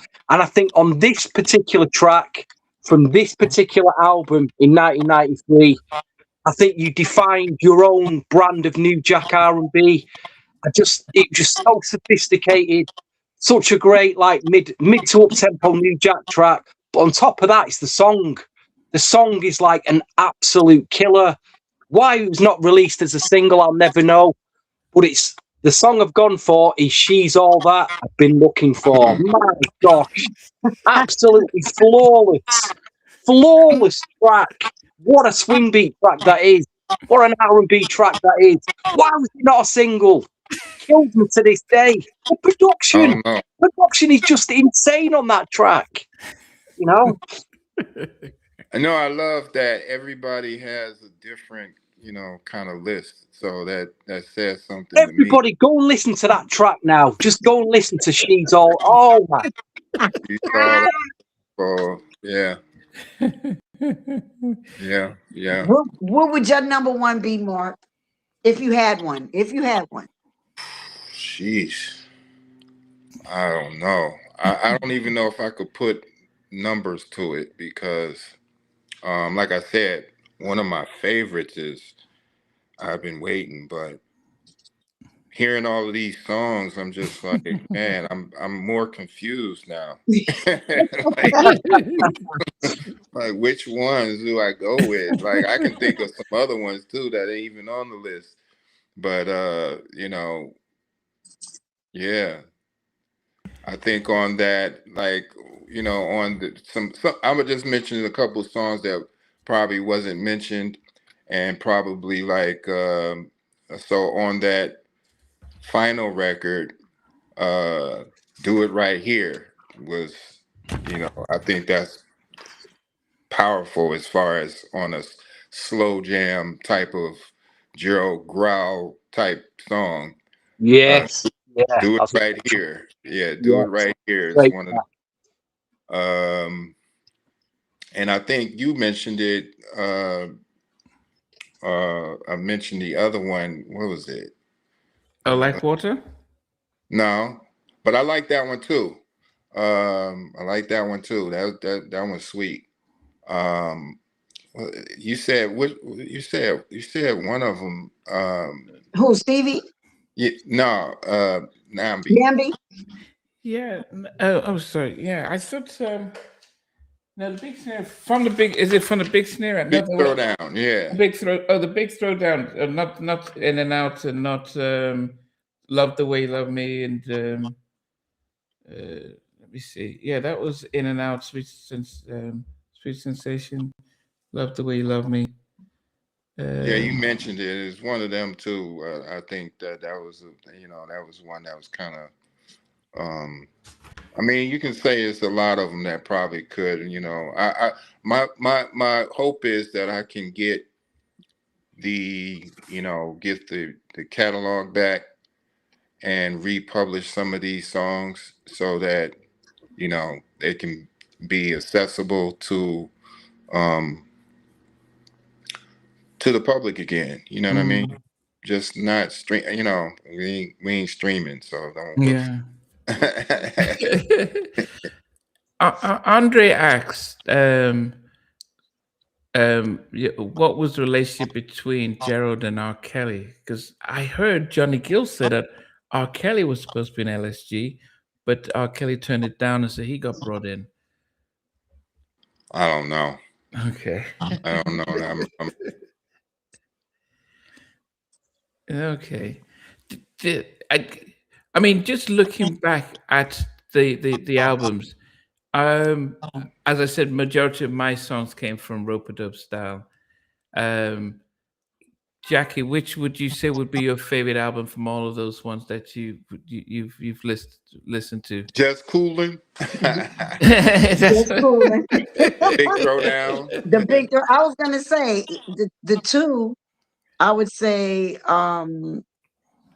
Just Coolin and the Big Throwdown. Yeah, that would be my two. If I can pick two, that would be my two. Stevie, what about you? Your favorite?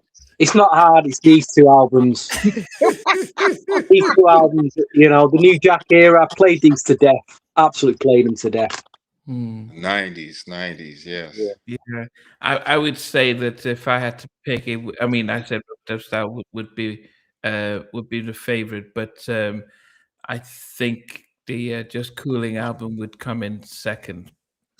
With that, and then yourself, Mark, you said yeah, rope-a-dope style, and I'll probably go with I'm kind of leaning towards I'm leaning towards Just Coolin for reasons that being able to produce our first. Oh, that was the first time you guys were given the we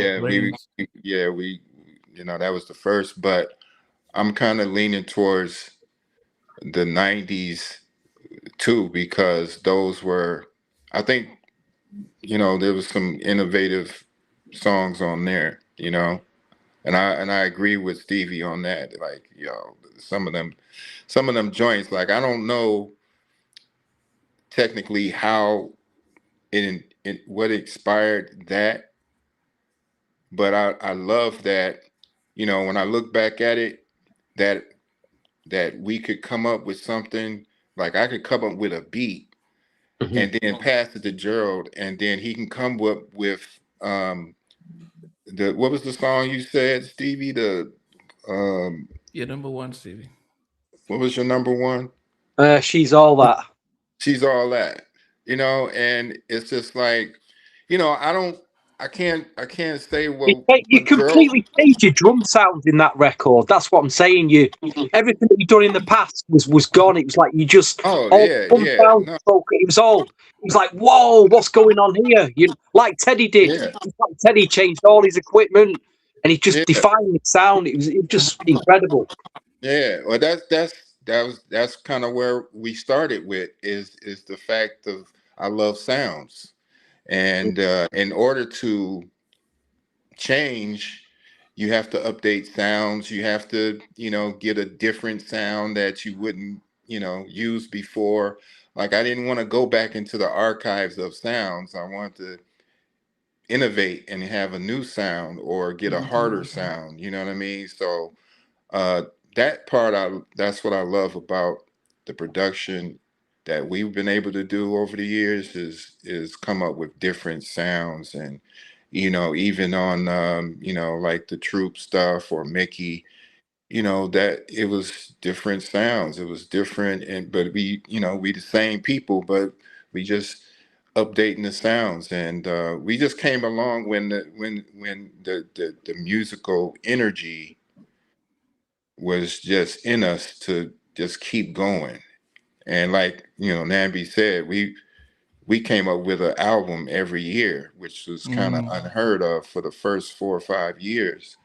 And so I want to mention another song that we did that people don't know that came up in the New Jack City soundtrack was the For the Love of Money. Of course. You know what I mean? And so I tell you a quick story about how that came about. Was they wanted us to do a little segment in the movie, and we said, okay, we agreed to do that. And but they, my guy that was doing the movie, we went in the studio and he said, okay, let's give me something that you. So we always did For the Love of Money automatically. You know what I mean? We had been doing it for years. So when we got in the studio, we just sang it a cappella.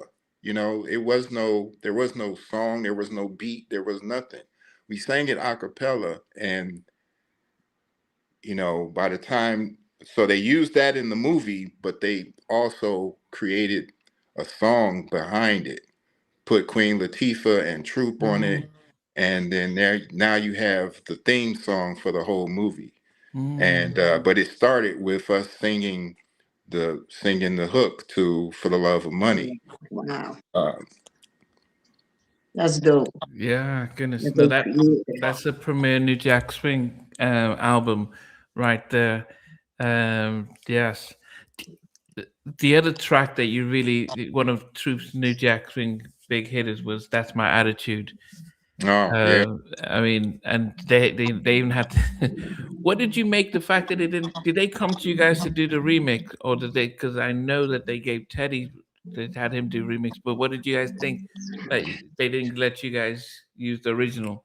Oh, I wasn't, I mean, it was no thing to me. We had already done the song.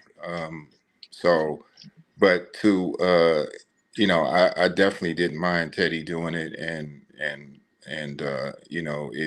it made it. It took it to the next spot that it was supposed to be. You know, but the elements of it was still there, so I loved it. Yeah, good. I think it was a good combination. So That's Mhm. my attitude. That's my attitude.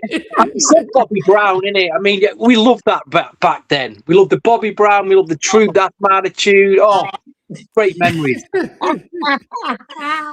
yeah, That's yeah. So, Mark, you started off by telling us, but people are joining now. What just tell us about 40 years LeVert experience, so that, and how people can get involved and stuff. Well, we doing this thing in Cleveland, but I think that this is something that we should this year kind of celebrate all over the country. So Mhm. I would like to And we got some things that we're planning to do, and possibly even doing with Mickey, because it's her 40th also, as far as from her start. So we're talking about doing a few things and lining up some shows to where we can all be on stage. I would love to do it with Troop too. You know what I Hey, mean? you hear So that, John?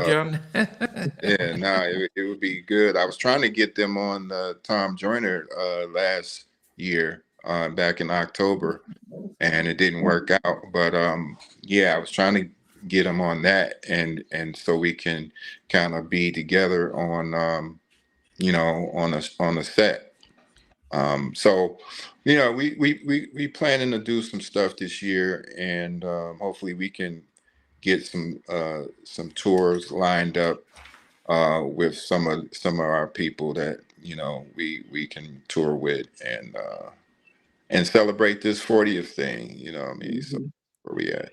And this is 40 years since the 40 years since the release of Bloodline.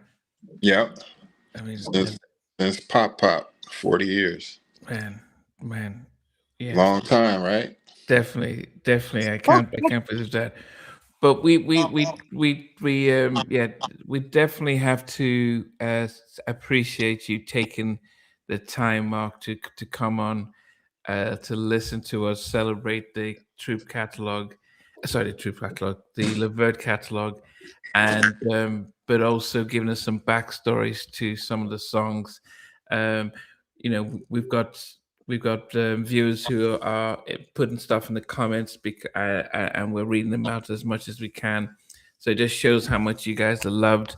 Um, you know, it's really a sad thing that the two other members of the group aren't around, but the fact that you're still here to carry the torch is amazing, and the fact that even with the Rude Boys and with Men at Large, that's you've been able to form a trilogy that is really taken and keeping that music alive.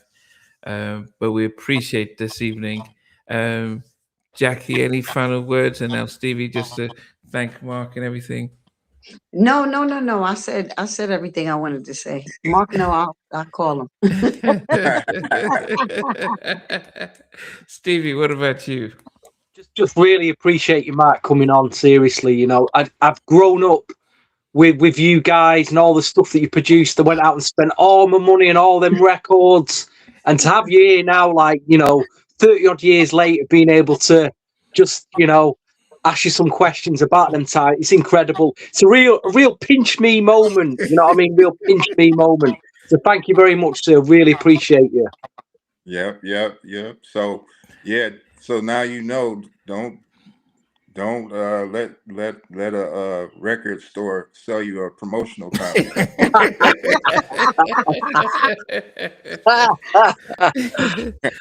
Stevie has almost 10,000 albums right now, singles and albums and pro. He's a DJ now. He gets the promo from the labels directly.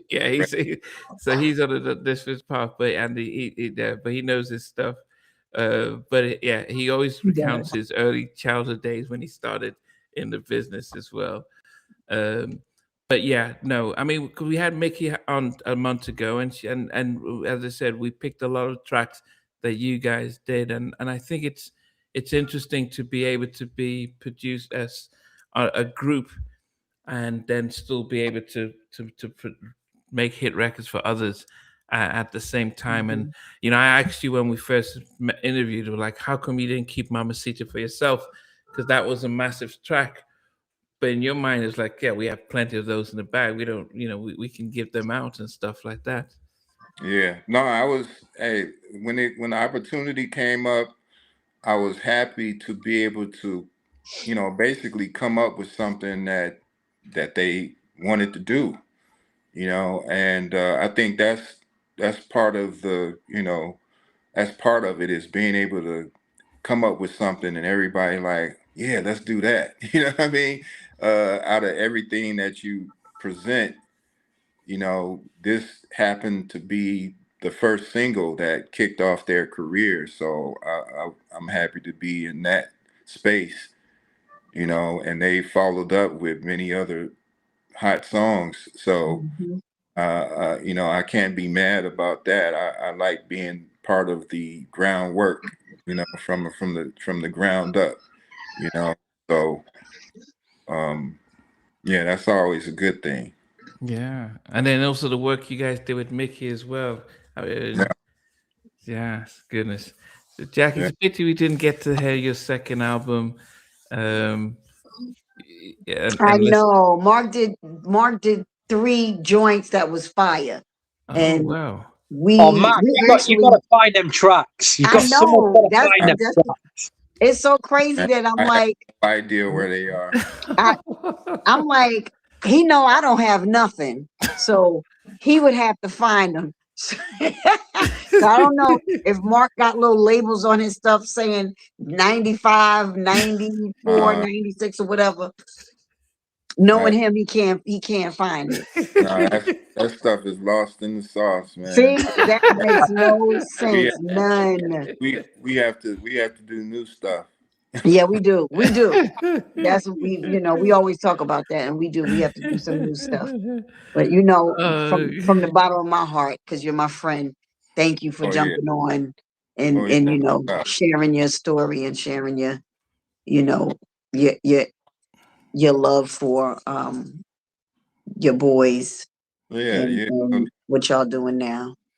Yeah, no doubt. Y'all had somebody else on here before. Y'all don't have her on no Jay? Yeah, Miss J. Yeah, she decided to step back. So remember Miss J? So she's out. She's from Cleveland. And she was with us. Then she decided to step back for a minute, and so after maybe it just doing too many, she decided to step back. Okay. But, yes. So where if people want to hear about LeVert Experience, where can they find you guys? And you know? Well, we on Instagram, we on social media, so it's the LeVert Experience, and that's pretty much it. And you just type it in, it should pop up. Okay. And I don't know the website, but everything you can find on the LeVert Experience on the social media, and look in the description. You should have the website where you can go and see that kind of stuff. I got to do some updates, but it's there. And look for some new music soon. And you know, we working. Yeah. Wow, goodness, Mark, we appreciate it. Jackie, Stevie, it's been great, and I mean, yeah, we we had stories. We had a very different list, and we got to celebrate 40 years of LeVert. With a member of LeVert with us, so we appreciate it. I was fun listening to all of the songs, man. It brought me back, you know. So. It definitely did. Okay, guys. So thanks, guys, for watching as always and commenting. Everything that you guys put in the comments, we are watching. So we always appreciate you guys, and we'll be back in due time. So take care, everyone.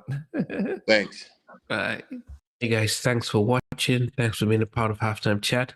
Please remember to subscribe, share, and comment. But most importantly, why don't you become a member of Halftime Chat? We've got amazing videos, amazing perks, and being able to support the channel. But anyway, thanks for watching. Take care. I never participated in that category. And somewhere in between us, or even loving us, on which I did miss you. What was it like growing up? She's still making an impact on 4 houses down. I have a couple of pieces. Trying to get this one and that one. That works for you, but just for me, No. Okay. They don't understand what Jonas' voice winning all spirits. Play it. And all these guys, they all work together. I mean, I was